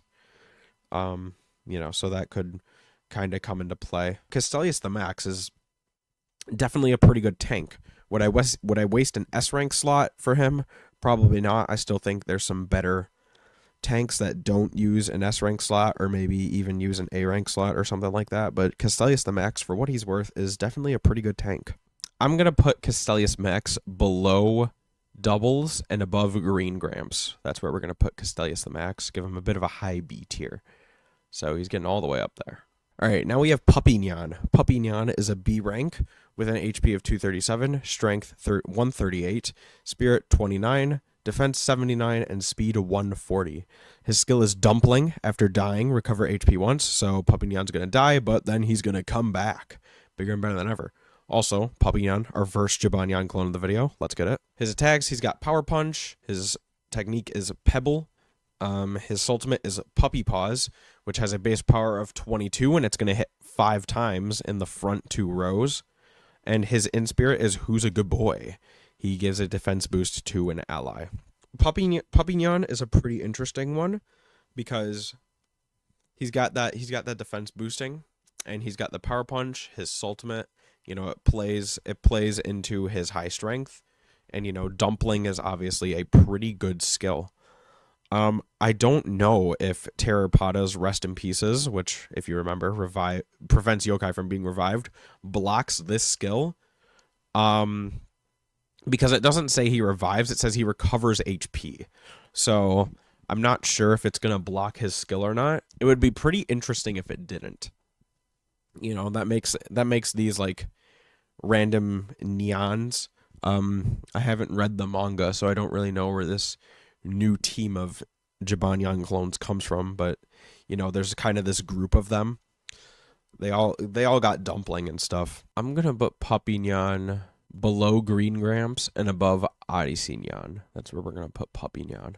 All right, now we have Rhinogon. Rhinogon is a B rank with an HP stat of 305, strength is 90, spirit 48, defense 154, speed 59. His skill is guard break, ignores guard when attacking. So that's pretty interesting. So if there's another tank on the enemy team and they start guarding and Rhinogon hits them, he's not gonna get the defense reduce. Rhinogon's not going to get the Rhinogon's not going to get the defense lowering. He's going to do his regular damage as he would. That being said, he's got full swing for his physical attack. His technique is Rock Slide, and his ultimate is Super Horn Crash. Has a base power of 140, and it hits the column in front. And his in-spirit is Rhino Power. He's got a strength boost. So Rhinogon here is a pretty decent physical attacker. The guard break is a very nice skill to have. If someone's trying to save himself, Rhinogon just goes nope. So he's a very interesting physical attacker. For now, I'm going to put Rhinogon below Castellius II and above Mad Mountain. I think that's where I'm going to put Rhinogon. All right, now we got Rhinogon's evolution, Rhinormus. He's an A rank with an HP stat of 320, strength is 105, spirit 50, defense 163, and speed is 60. His skill is guard break as well, and he's got Headbuster, which has a base power of 85, and it's likely to miss though. He's got Rock Slide for his technique. His ultimate is Hornbreaker, which has a base power of 190, and it hits the column in front, and his in-spirit is Peerless Power, which is a strength boost. Now, here's the thing. He's pretty much a better version of Rhinogon. However, where this gets tricky is Rhinormus is an A rank, while Rhinogon is only a B rank. So we have to take into consideration that Rhinormus is going to take up an A rank slot, while Rhinogon isn't. So, Rhinormus is actually better than Rhinogon, but is taking up an A rank slot worth it? I guess where this is going to determine if Rhinogon is irrelevant or not is if I would use an A rank slot on Rhinormus or not. I suppose if it came to it, Rhinormus, for what it's worth, he is a pretty good attacker. So I guess I wouldn't really mind using an A rank slot for Rhinormus. I suppose it depends on the team build, but I don't think this is going to make Rhinogon irrelevant, because Rhinogon can be used on all teams while Rhinormus probably can't. But Rhinormus is still pretty good. I'm going to put Rhinormus below Mama Aura and above Tattle Cakes here. All right, now we got Horn o' Plenty. Horn o' Plenty is an S rank with an HP stat of 328. His strength is 112, spirit 46, defense 174. His speed is 68, and he still has guard break. His attacks are Headbuster again. Technique is Meteor. His ultimate is Horn Explosion. Has a base power of 190. Hits the column in front, so pretty much the same thing as Rhinormus's. And his in-spirit is Legend Power, which gives a defense boost. This doesn't do anything for relevance for our past two yokai, Rhinogon and Rhinormus. Because of the defense boost, it's a little different. I think Rhinormus is better because I think the S rank slots are a little bit more prestigious than the A rank slots, and I'm not sure if I'd be willing to put Horn of Plenty on an S rank slot when I think there are some slightly better physical attackers I can use. You know what? I'm probably just going to put him below Rhinormus and above Tattlecakes. All right. Now we have Quinterignon, who doesn't have a transparent PNG. How unfortunate. Quinterignon is an A rank with an HP stat of 310, strength is 154, spirit is 32, defense 127, and speed 88. Quinterignon's skill is extreme critical, which boosts critical damage. Now this skill is a bit infamous because, well, it's not infamous, but it's a pretty famous skill because it's the one Shogunyan has, and everyone loves Shogunyan, right? So let's see what Quinterignon's moveset is. Quinterignon has Clobber, base power 50, decreases enemy guard. Technique is Pebble. Quinterignon's ultimate is Axe Slash, has a base power of 190 and hits the column in front. And his in-spirit is Grant Strength, which is a strength boost. Having the extreme critical skill is nice, but I'm not sure if this is the yokai you want to go all in on it for. Because, you know, as I just mentioned, I think Shogunyan is better at doing that. I know we haven't covered Shogunyan yet, and we probably won't until a while because the Brave Tribe is very hard to fill up in Yokai Watch 3. I'm trying my best. But considering Quinterignon's moveset, Quinterignon doesn't have any attacks that hits more than once. You know, he's only got Clobber and Axe Slash. So if he did hit a critical hit, it's not going to happen as much as other yokai with critical hit potential are going to. The skill is still useful, but it's not. Quinterignon's not going to be the most useful critical hit abuser. Also, Quinterignon's an A rank. Would I use an A rank slot? I'm a bit less likely to for this one because, you know, they're a good physical attacker, but, you know, probably not one I'd use a slot for again over Shogunyan or other critical hit attackers. You know, I'm gonna put Quinterignon right below Puppynyan. So Quinterignon is going to go right below Puppynyan and above Odyssey-nyan. We get a bunch of nyans together. How nice. Next up, we got Staking. Staking is an A rank with an HP stat of 307, strength is 116, spirit is 32, defense 157, and speed 96. Staking's skill is High Stakes, recovers HP when close to defeat. So we kind of saw some of those skills in the Heartful Tribe video. He's got Beat. His technique is Incinerate, which has a base power of 70. His ultimate is Thick and Well Done, has a base power of 190 and it hits the column in front. And his in-spirit is Steak Sauce, which gives a strength boost. This is kind of interesting because Staking is another interesting physical attacker. Probably not Quinterignon or Puppynyan level, because the High Stakes, while it is a good skill, you know, it takes away from some of the abilities that Puppynyan and Quinterignon have. But, you know, Staking is still a nice, decent physical attacker. I'm going to put Staking below Odyssey-nyan and above Papa Bolt. That's where we're going to put Staking. All right, now we have Robonyan. Robonyan is an A rank with an HP stat of 314, strength 90, spirit 52, defense is 158, speed is 97, and his skill is Blocker. His attacks, he has Rocket Punch, which has a base power of 70. His technique is Frost. His ultimate is Guard Meowed. Which gives him an ultra boost to his defense, and his end spirit is Steel Power, which gives a defense boost. So, a pretty nice attacking tank right here. He's an A rank though. Would I put him on my team? Maybe. I would consider it. But one of the things I do want to mention with Robonyan is that he's pretty hard to get in this game. Not super difficult. Like, well, I don't know. Mr. Sanma isn't super difficult. More time consuming. But you know, Robonyan could be pretty time consuming too because the only place to get him pretty much is second prize in a 1-star Crankakai coin in Yokai Watch 3. Um, I don't know if I don't believe the Crank-a-kai you use matters too much. Robonyan has always been pretty difficult to get in these games.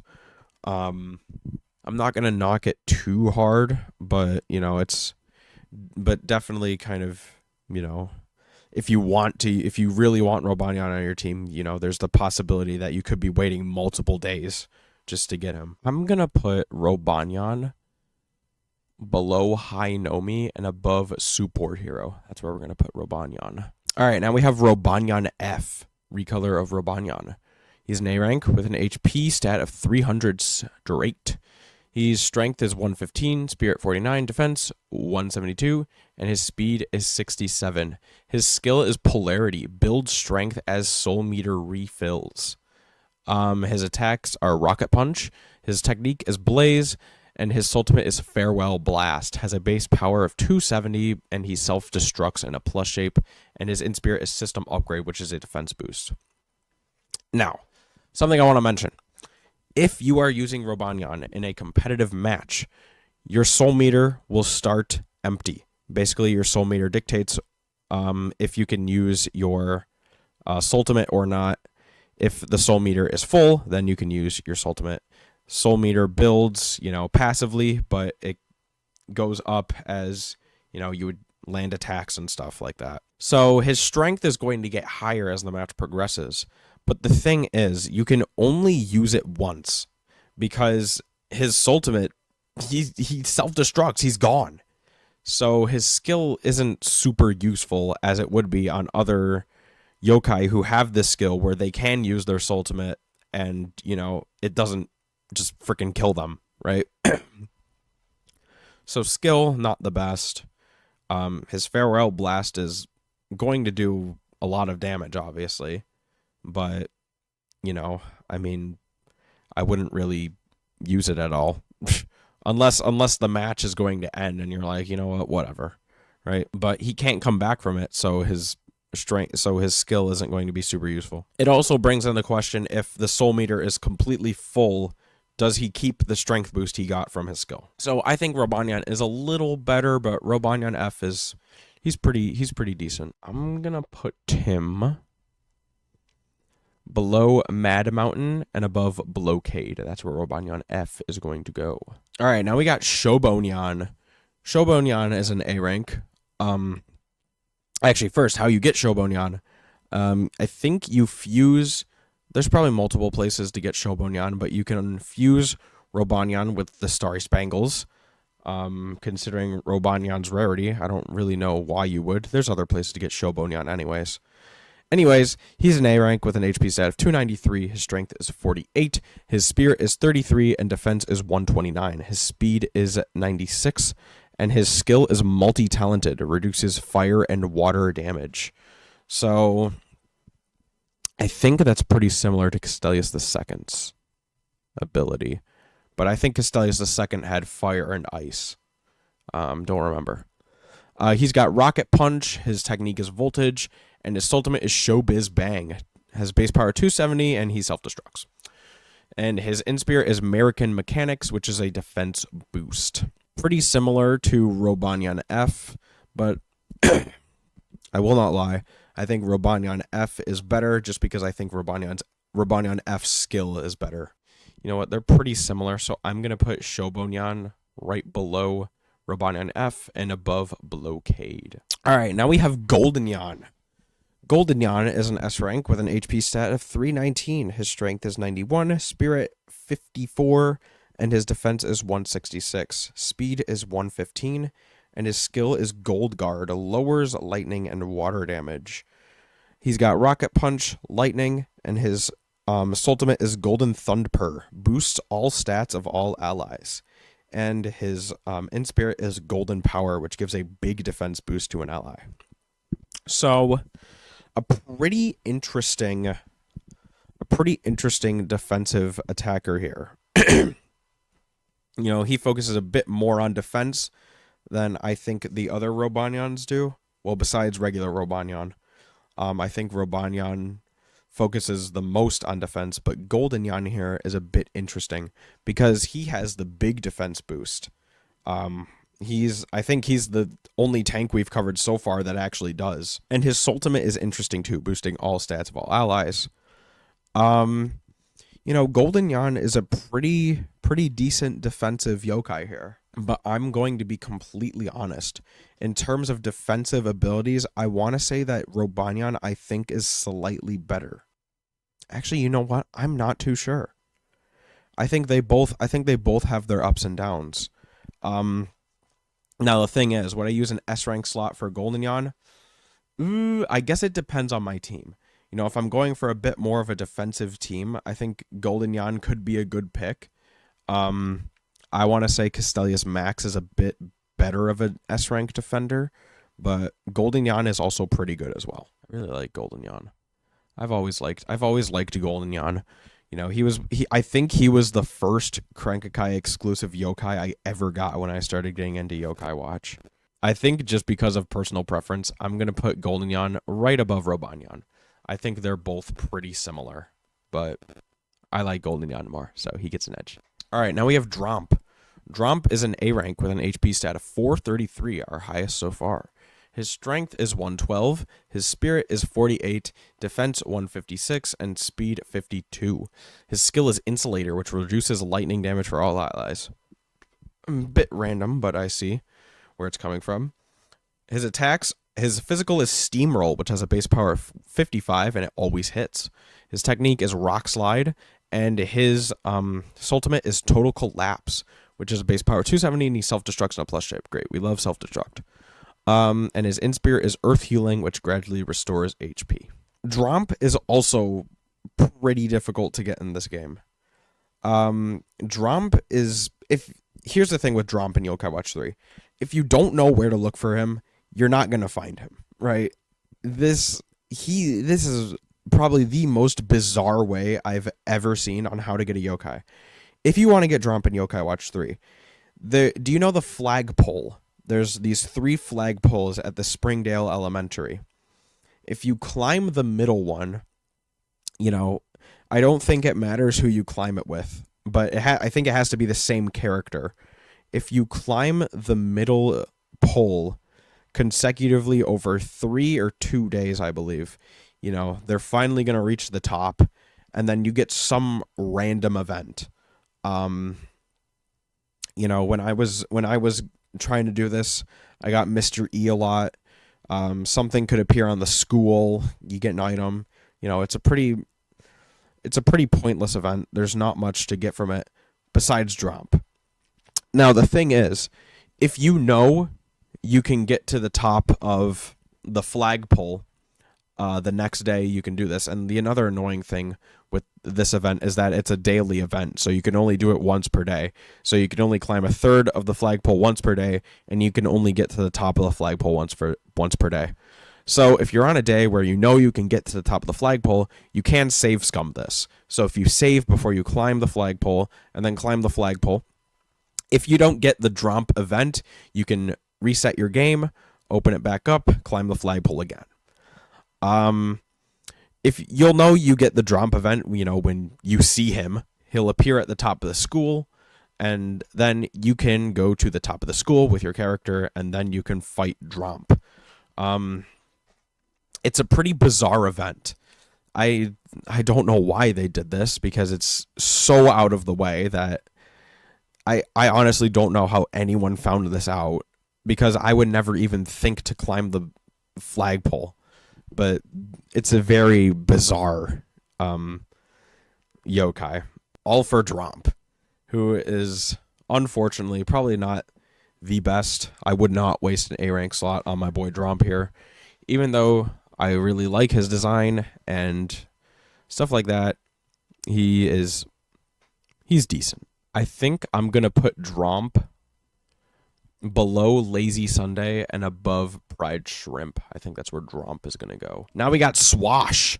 I love me Swash.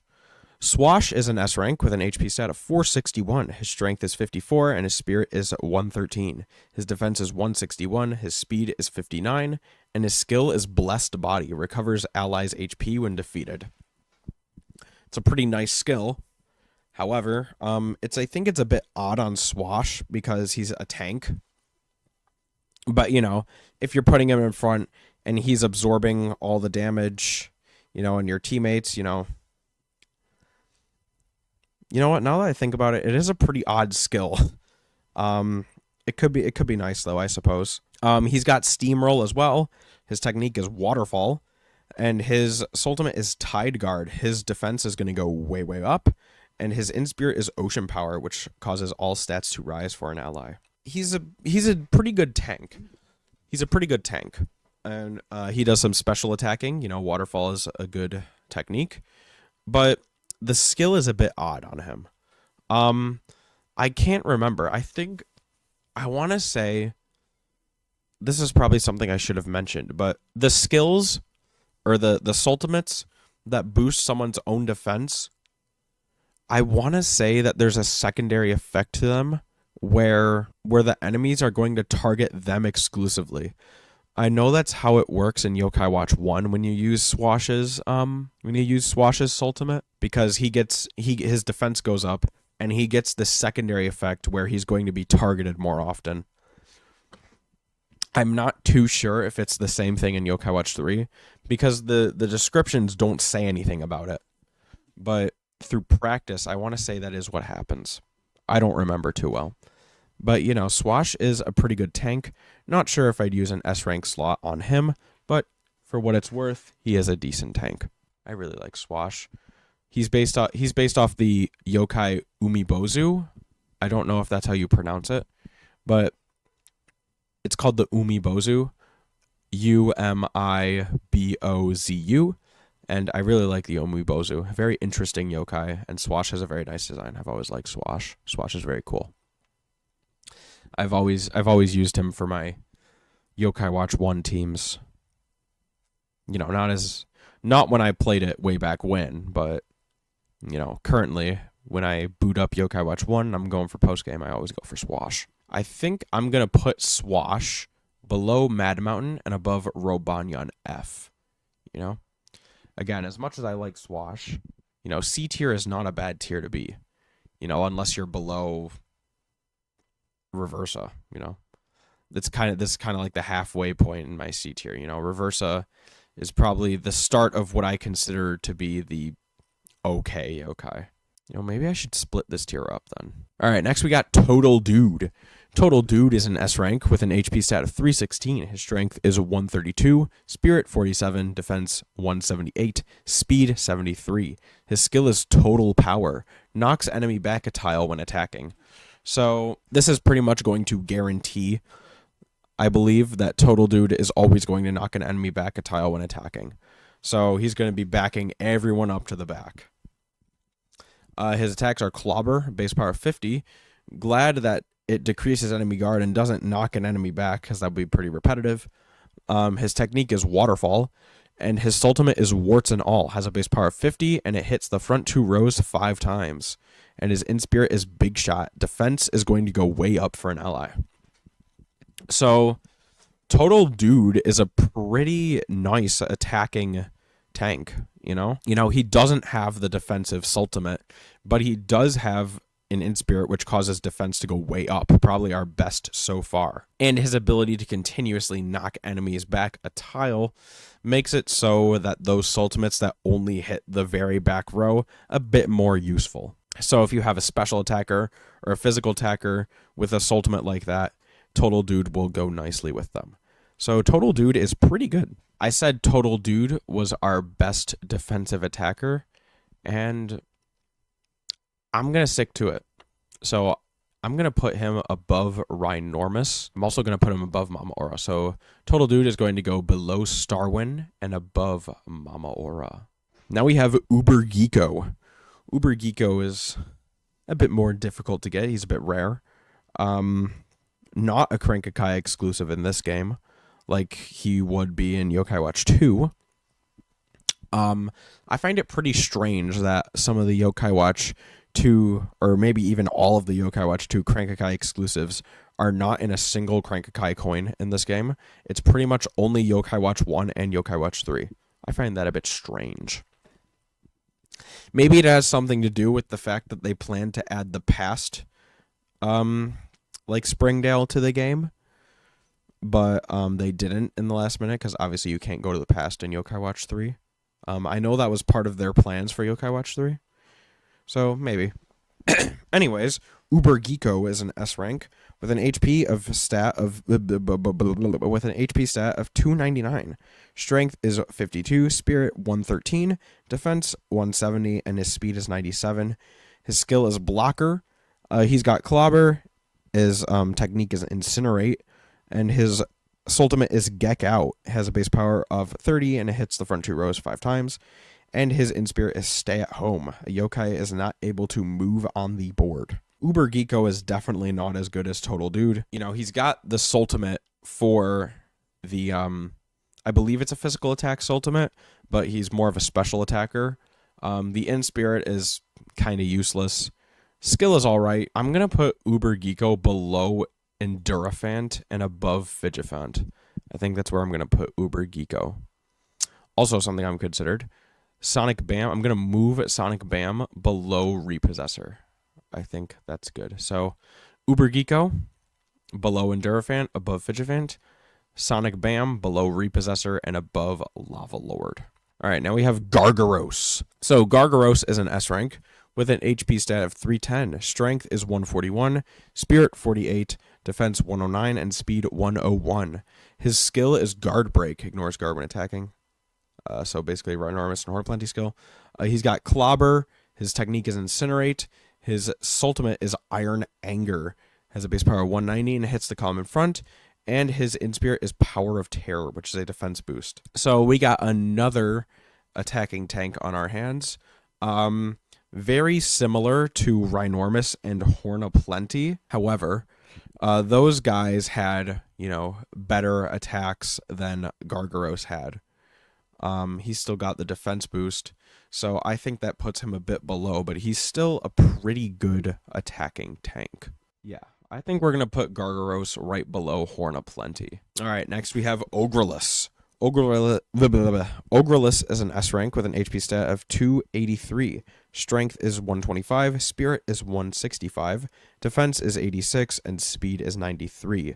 His skill is Water Play, boosts water damage for all yokai. He's got Clobber for his physical. His technique is Waterfall, base power 70. His ultimate is Iron Fist. He has a base power 190 and it hits the column in front, and his in-spirit is Power of Terror. This guy's a bit more of a not physical. He's a special attacker, and he's going to be boosting his own element damage with his skill. However, his ultimate, I want to say, is still a physical one. So, interesting special attacker here. S rank, I think there's better special attackers. Again, if you were going for a more of a defensive build, maybe Ogreless. I'm not sure. Definitely, I don't think I'd be so willing to use an S rank slot on him, but maybe. I'm going to put Ogreless below Staking and above Papa Bolt. All right, now we have Orkanos, the final Oni, the final of the 3 Onis. He's an S rank with an HP stat of 315. His strength is 180, Spirit is 40, Defense 166, Speed 74. His skill is Thick Crust, boost defense when he's at the center, and his attack is Clobber. Now I've done a bit of stuff with Orkanos, so we got the max stats here. He's got Clobber for his physical. His technique is Reaper, which has a base power of 88 at maximum level. Reaper is basically like it's the highest tier of the Absorb, so the Drain attribute attacks. So he's going to be getting some health back when he uses that technique. Okay. His ultimate is Nightmare Beat, which has a base power of 285 at max. And I didn't write it down. I'm pretty sure it hits the column in front. That would make sense. And his in-spirit is Power of Terror, defense boost. Okay, so another defensive attacker here. Personally, I think Gargaros' skill is better. The Thick Crust is an interesting skill. It could be fine, but I think Gargaros is a better physical attacker than Orkanos is. But Orkanos is an interesting one as well. Having the off chance to use the Reaper attack, It's not going to do much, but it definitely helps. But you'd want him to be using Clobber more, anyways. I'm gonna put Orcanos below. I'm gonna put Orcanos below Castellius Max and above Green Gramps. All right, now we have Kabuking. Kabuking is an S rank with an HP stat of 319.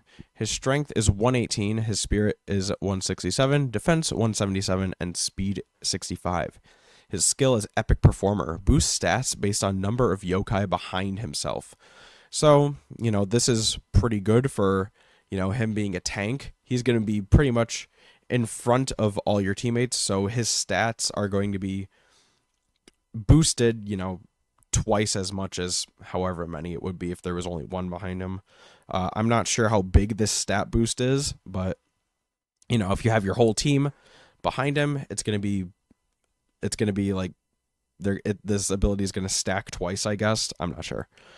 He's got rocket punch, not rocker punch. His technique is lightning, and his ultimate is Bloom Barrage. Hits 30 times. No, it doesn't. It has a base power of 30, and it hits the front 2 rows 5 times. And his in-spirit is Machine Power Boost Defense. So another pretty interesting defensive attacker here. The skill is pretty nice for him being a tank, and he's got some good attacks, so he's pretty good. I think I'm gonna put him above Uncle Infinite and below Tattlecakes. I think I'm going to move Tattlecakes below Orcanos and above Green Gramps. So we're going to move Tattlecakes as well. Cabo King below Gargaros now and above Uncle Infinite. And Tattlecakes below Orcanos and above Green Gramps. All right, now we got the Jawsome Kid. The Jawsome Kid is an S rank with an HP stat of 425. His strength is 36, spirit 53, defense 174, and speed 30. His skill is Leadership, nullifies a single ultimate or attack. Now, this skill sounds good, but the thing is, I'm not a huge fan of skills like these, because the thing is, as soon as the Jawsome Kid gets hit by a single attack in battle, doesn't matter what it is.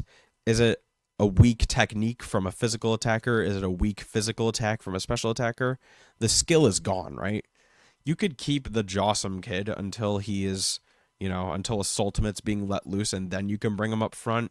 But that doesn't seem like the best play, just so you can get the most out of this pretty dumb skill. Anyways, he's got a nasty kick for his attack, has a base power 70. His technique is Waterfall. His ultimate is the Shark Press, has a base power 190, and it hits the column in front. And his in-spirit is Sharp Skin, which gives a defense boost.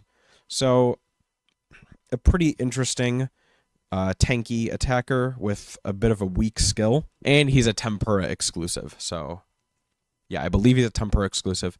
So, not everyone is going to be getting him. I'm going to move Jawsome Kid below Yokozudon and above Repossessor.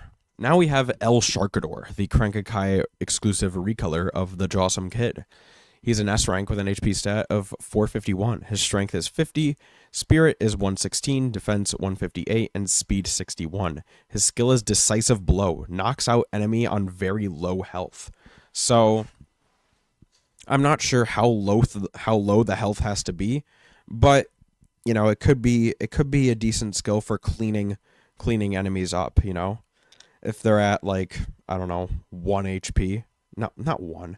If they're at like 20, El Sharkador is just going to knock them out. I want to say the skill works even if El Sharkador doesn't hit them.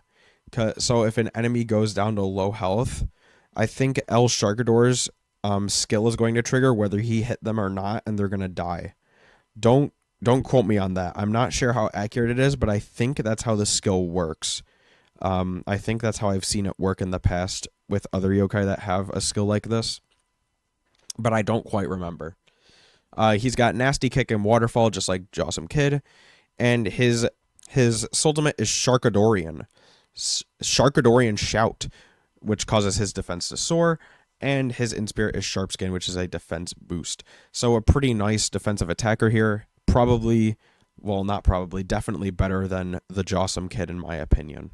I will put him below Mad Mountain and above Swash. I think that's where we're going to put El Sharkador. Now we got Silver Lining, the sushi exclusive leader of the sushi hero team. He's a rank S with an HP stat of 334. His strength is 113, spirit 27, defense 198, and speed is 82. His skill is highly capable, immune to combo attacks. So what this means, I want to say, is if you have your team lined up horizontally and one of your attackers goes first, I think Silver Lining is still going to get hit by that attack, but the combo attacks that follow are all going to be zeros. His physical is Practice Punch. His technique is Waterfall. His ultimate is Shari Bang, which has a base power of 90 and it hits the column in front. And I thought I'd point out it is a water element. So it's not a physical attack, it is an elemental attack. And that's not the best considering his spirit is only 27. And his in-spirit is Silver Sheen, slightly raises all ally stats. For the sushi exclusive hero of, Yokai Watch 3, I'm not super impressed by his moveset. Highly capable is a neat skill to have, but most combo attacks in the game end up being, I don't know, I've never seen one hit.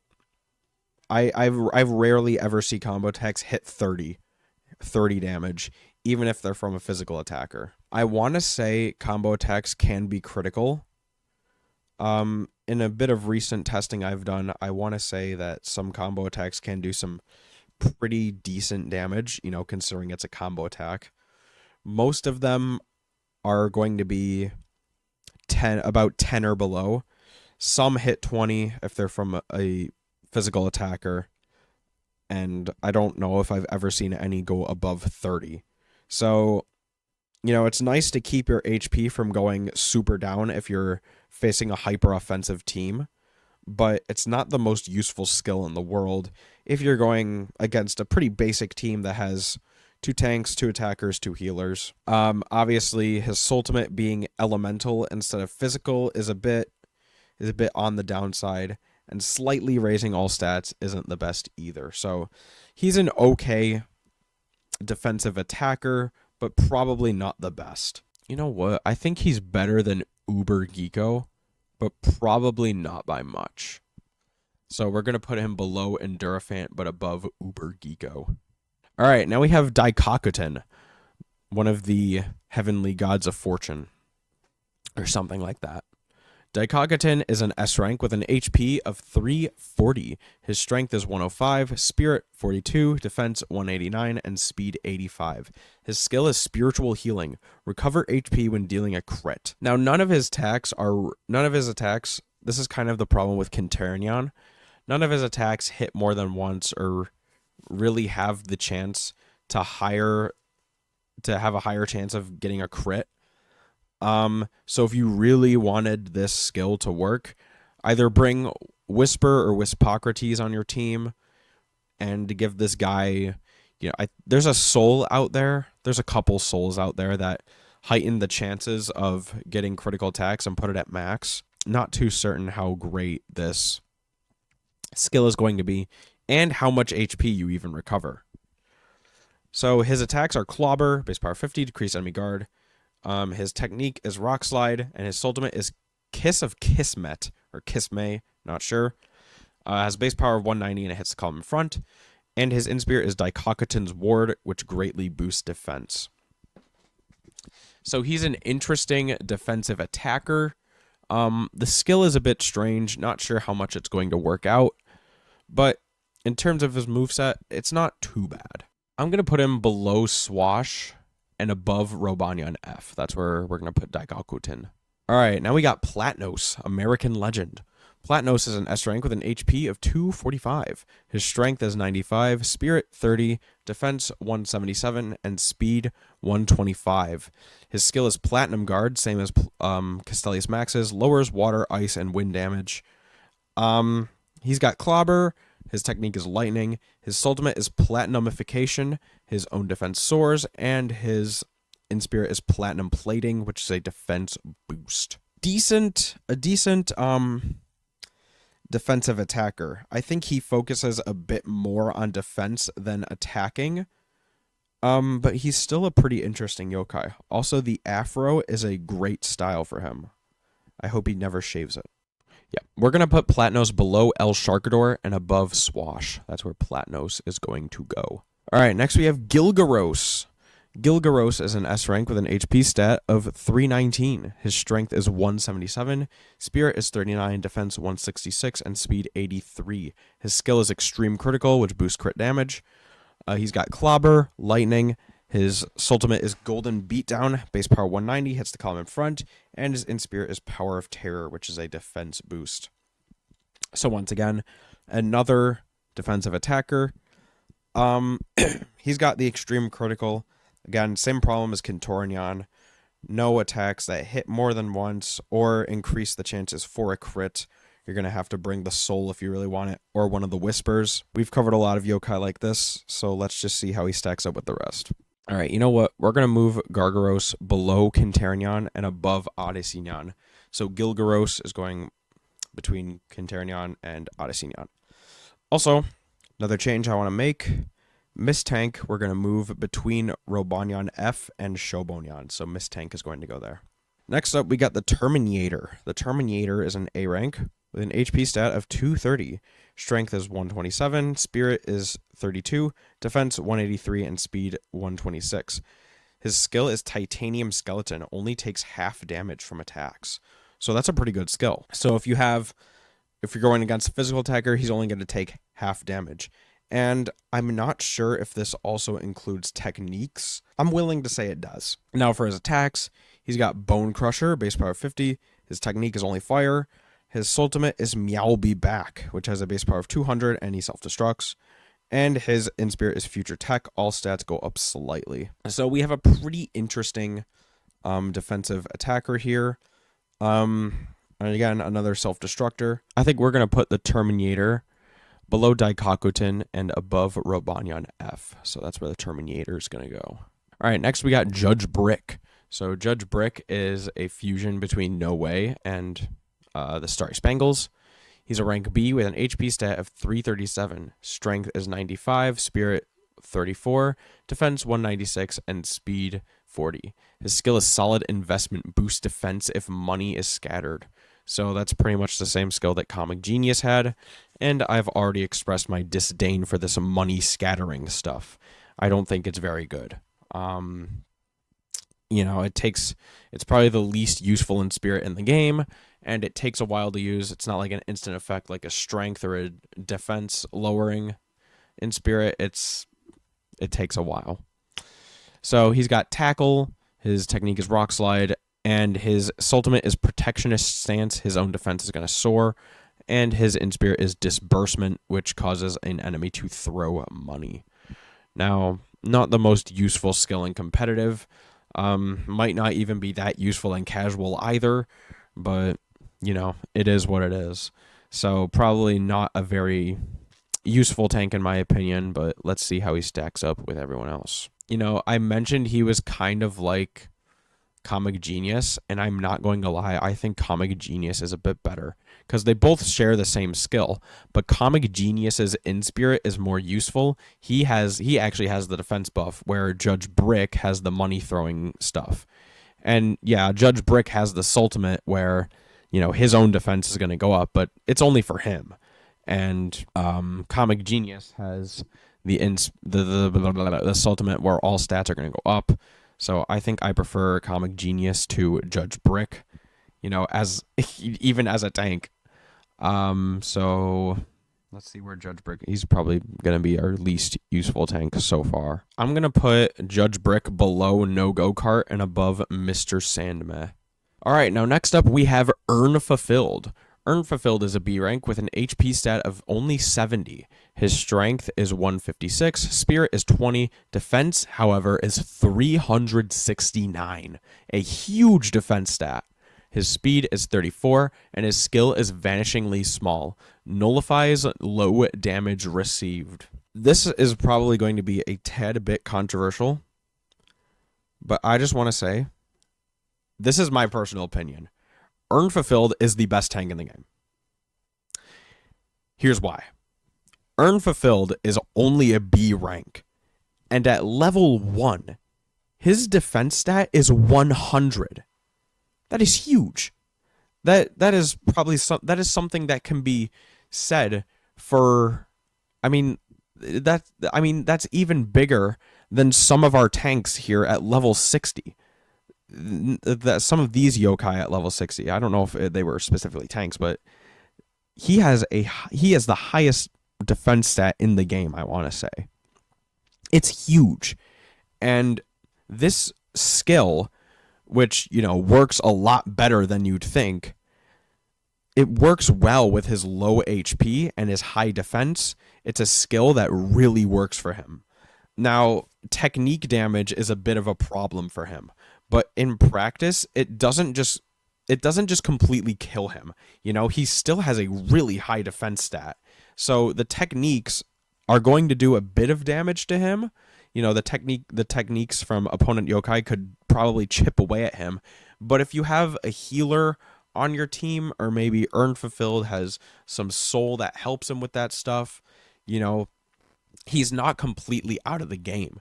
And Earn Fulfilled is definitely a yokai you want to be guarding. So maybe he's going to be holding that soul that has the same effect as the blocker skill, which, causes him to guard if he's moving every time after he moves. Or you just want to give him a super high, an item that boosts his defense really high. Put him with a yokai that gradually restores HP of linked, or maybe you just have a healer on the back. What was I going to say? Because Earn Fulfilled is pretty much just a tank. You don't really want to use Earn Fulfilled for attacks, because as you can kind of see down here, his attacks are not very good, right? Like, this is not an attacker. This is a full-on tank, right? So, speaking of attacks, he's got Tackle and Pebble. His ultimate is Yawning Welcome, which only has a base power of 20, and it brings everyone forward a row. So this attack is always going to hit, and it hits everyone, right? Another thing I want to mention about competitive, there are other yokai that have skills that have ultimates like this, but these ultimates that are guaranteed to hit, are pretty much guaranteed to hit unless they miss or something like that, and it goes for the one hits too.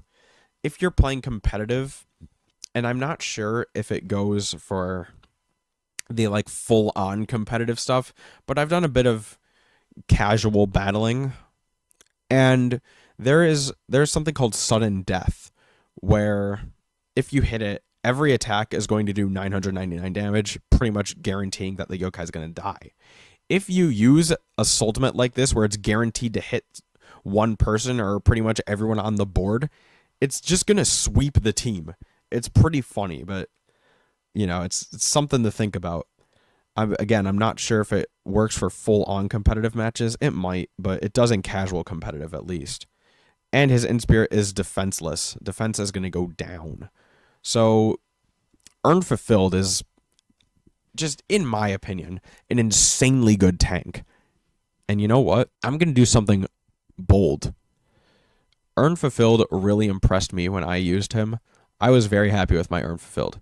So I'm going to put him right in the S rank. Earn Fulfilled is going in the bottom of S tier. Now, I want to say this is a bit of a controversial thing to do. So he's probably going to stay in the bottom of S tier for a lot of these consecutive videos, but Earn Fulfilled is genuinely really good. You'll be surprised how well he does if you use him. So next up, we got Sad to the Bone. He is an A rank with an HP stat of 388. His strength is 73, his spirit is 31, and his defense is 166. His speed is 75, and his skill is Bone Shaker.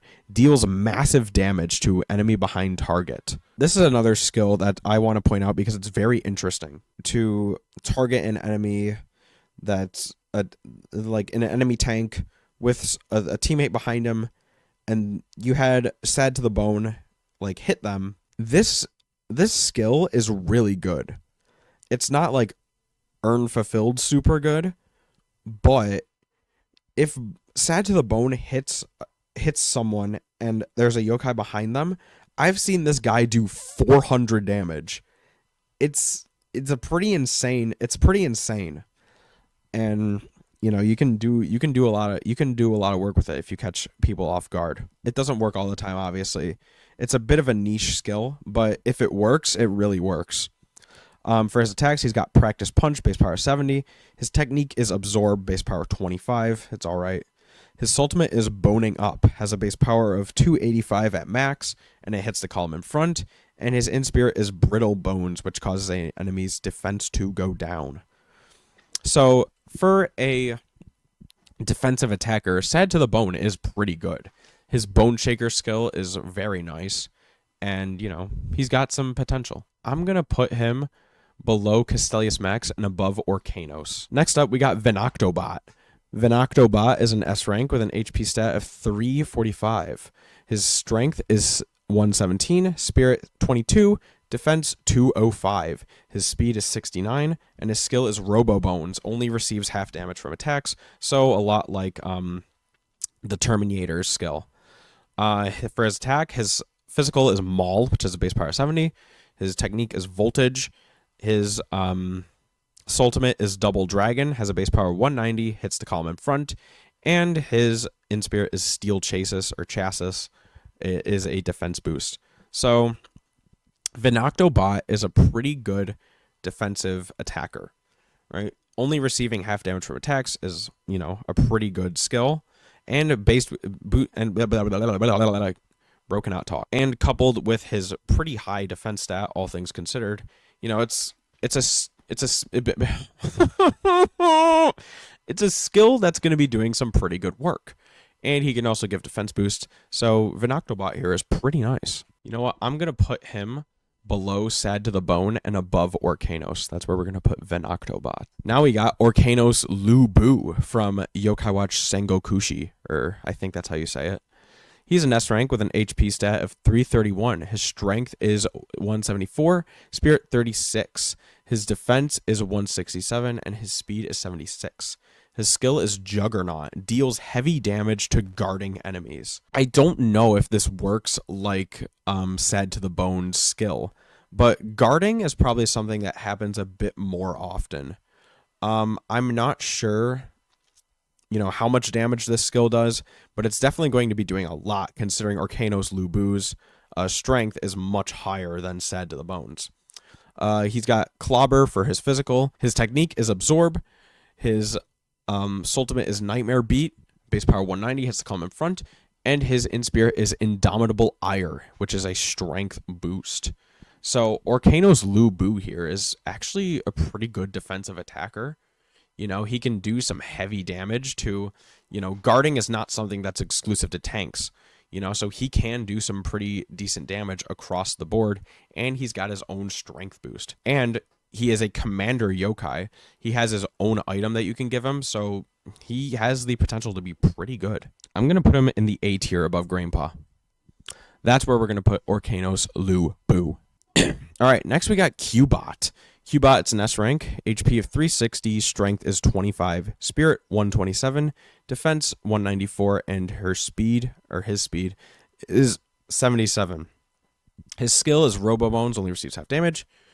He's got Tail Slap, which has a base damage of 110 at max. Technique is Voltage. His ultimate is Cut of 9 Tails, which has a base power of 232 at max, and it hits random tiles. And their in spirit is Steel Chassis, which is a defense boost. I believe I mentioned this in the last video, but I want to go over random tile ultimates again.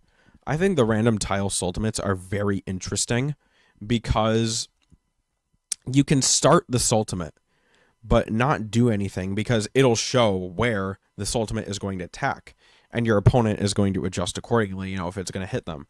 But then if you haven't done anything, you can back out of the ultimate and start doing it again, and it's going to hit different random tiles. And if it hits the opponent, you're good to go.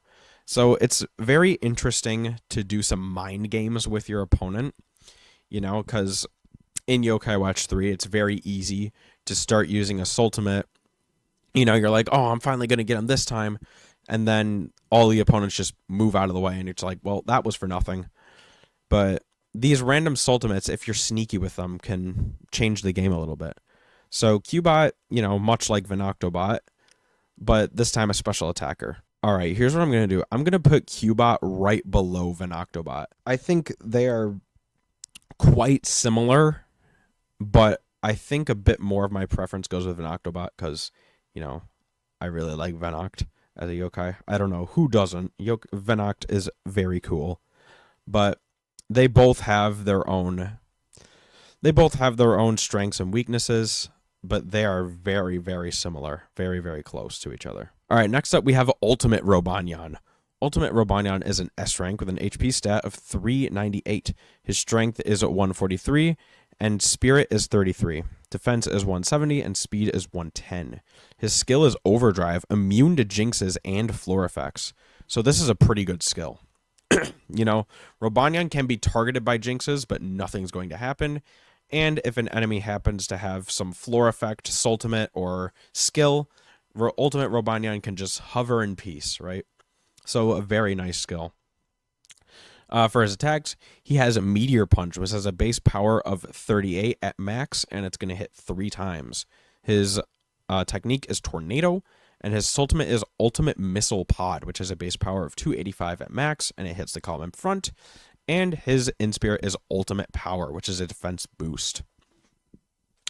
So Ultimate Robonyan is a pretty good attacking tank here. His skill is very nice, so that's going to get him pretty far.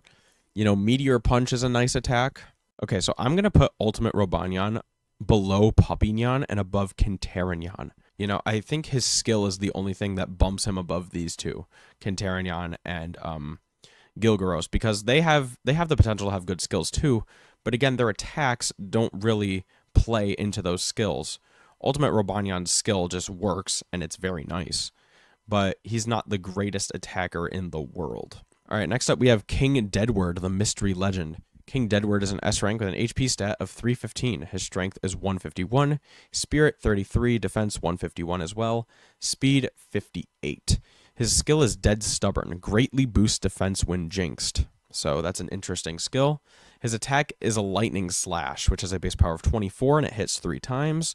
His technique is Pebble, and his Sultimate is Cluvian Claymore, which has a base power of 16. It hits 10 times in an X shape, so it's a pretty interesting Sultimate.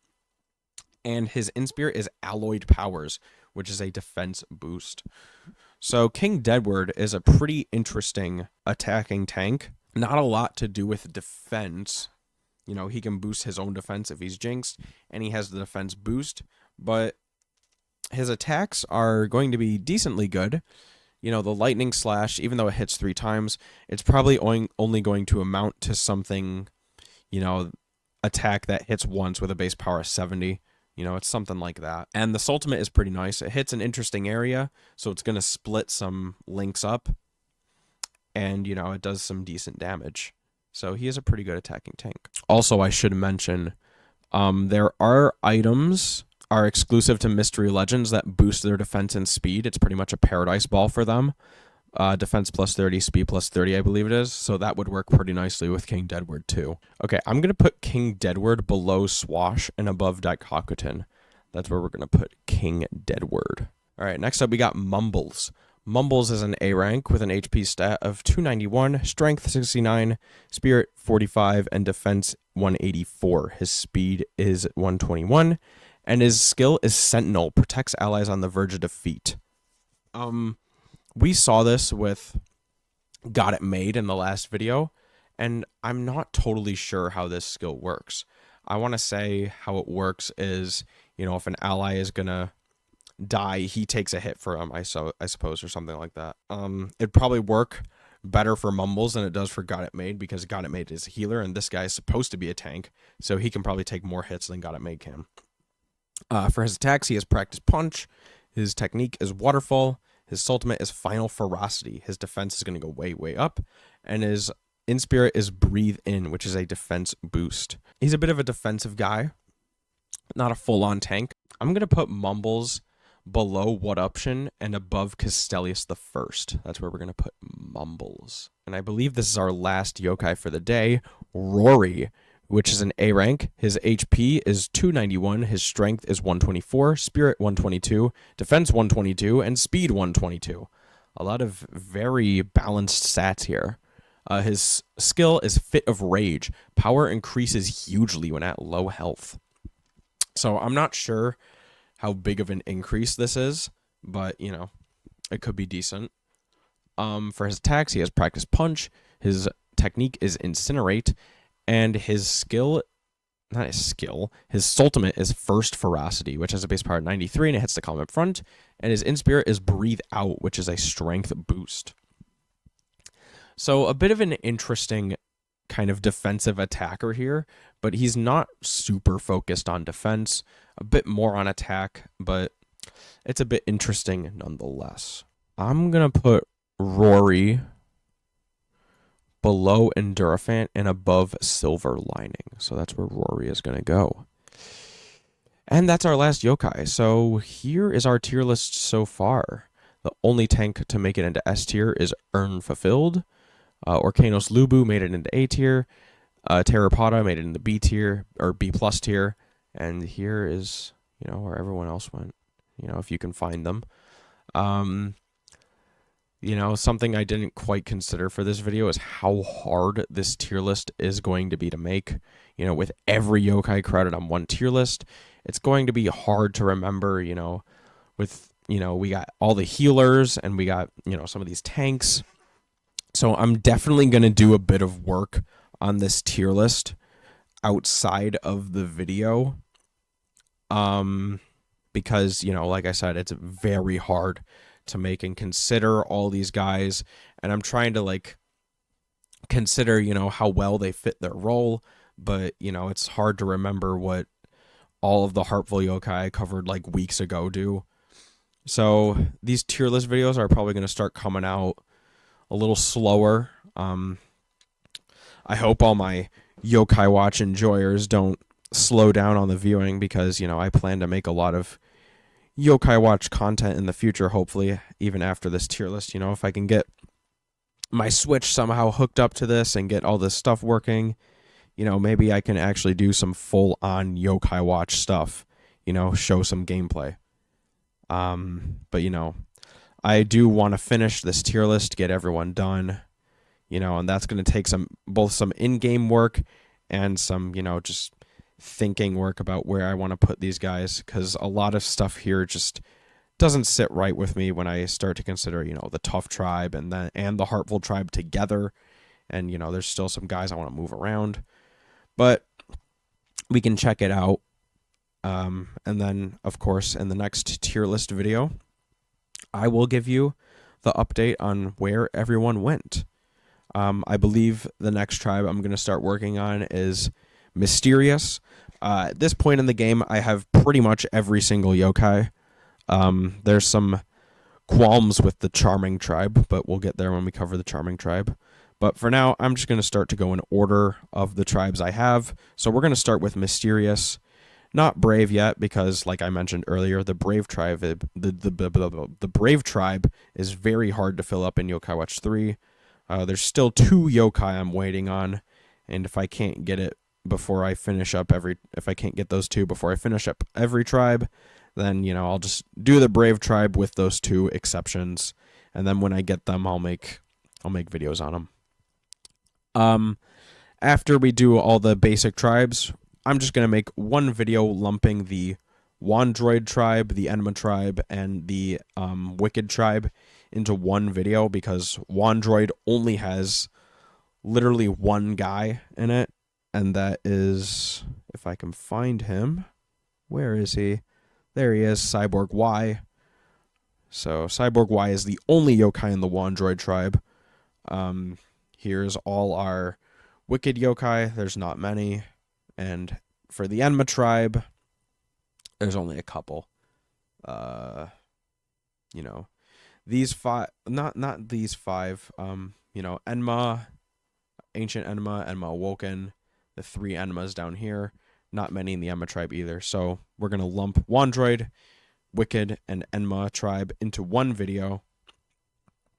And the rest of the tribes will just be covering every yokai in it. So I hope you enjoyed this tier list. The tier list that you see here is not perfect, like I said. Gonna fix it up outside of the video, but this is what I can do to the best of my ability. So I hope you guys enjoyed. Brought a bit of new things to this tier list with the B plus tier. Might split C tier in half because it's getting pretty full. And yeah, but I'll stop all the extra stuff, stop all the fluff, stop all the extra chit chat.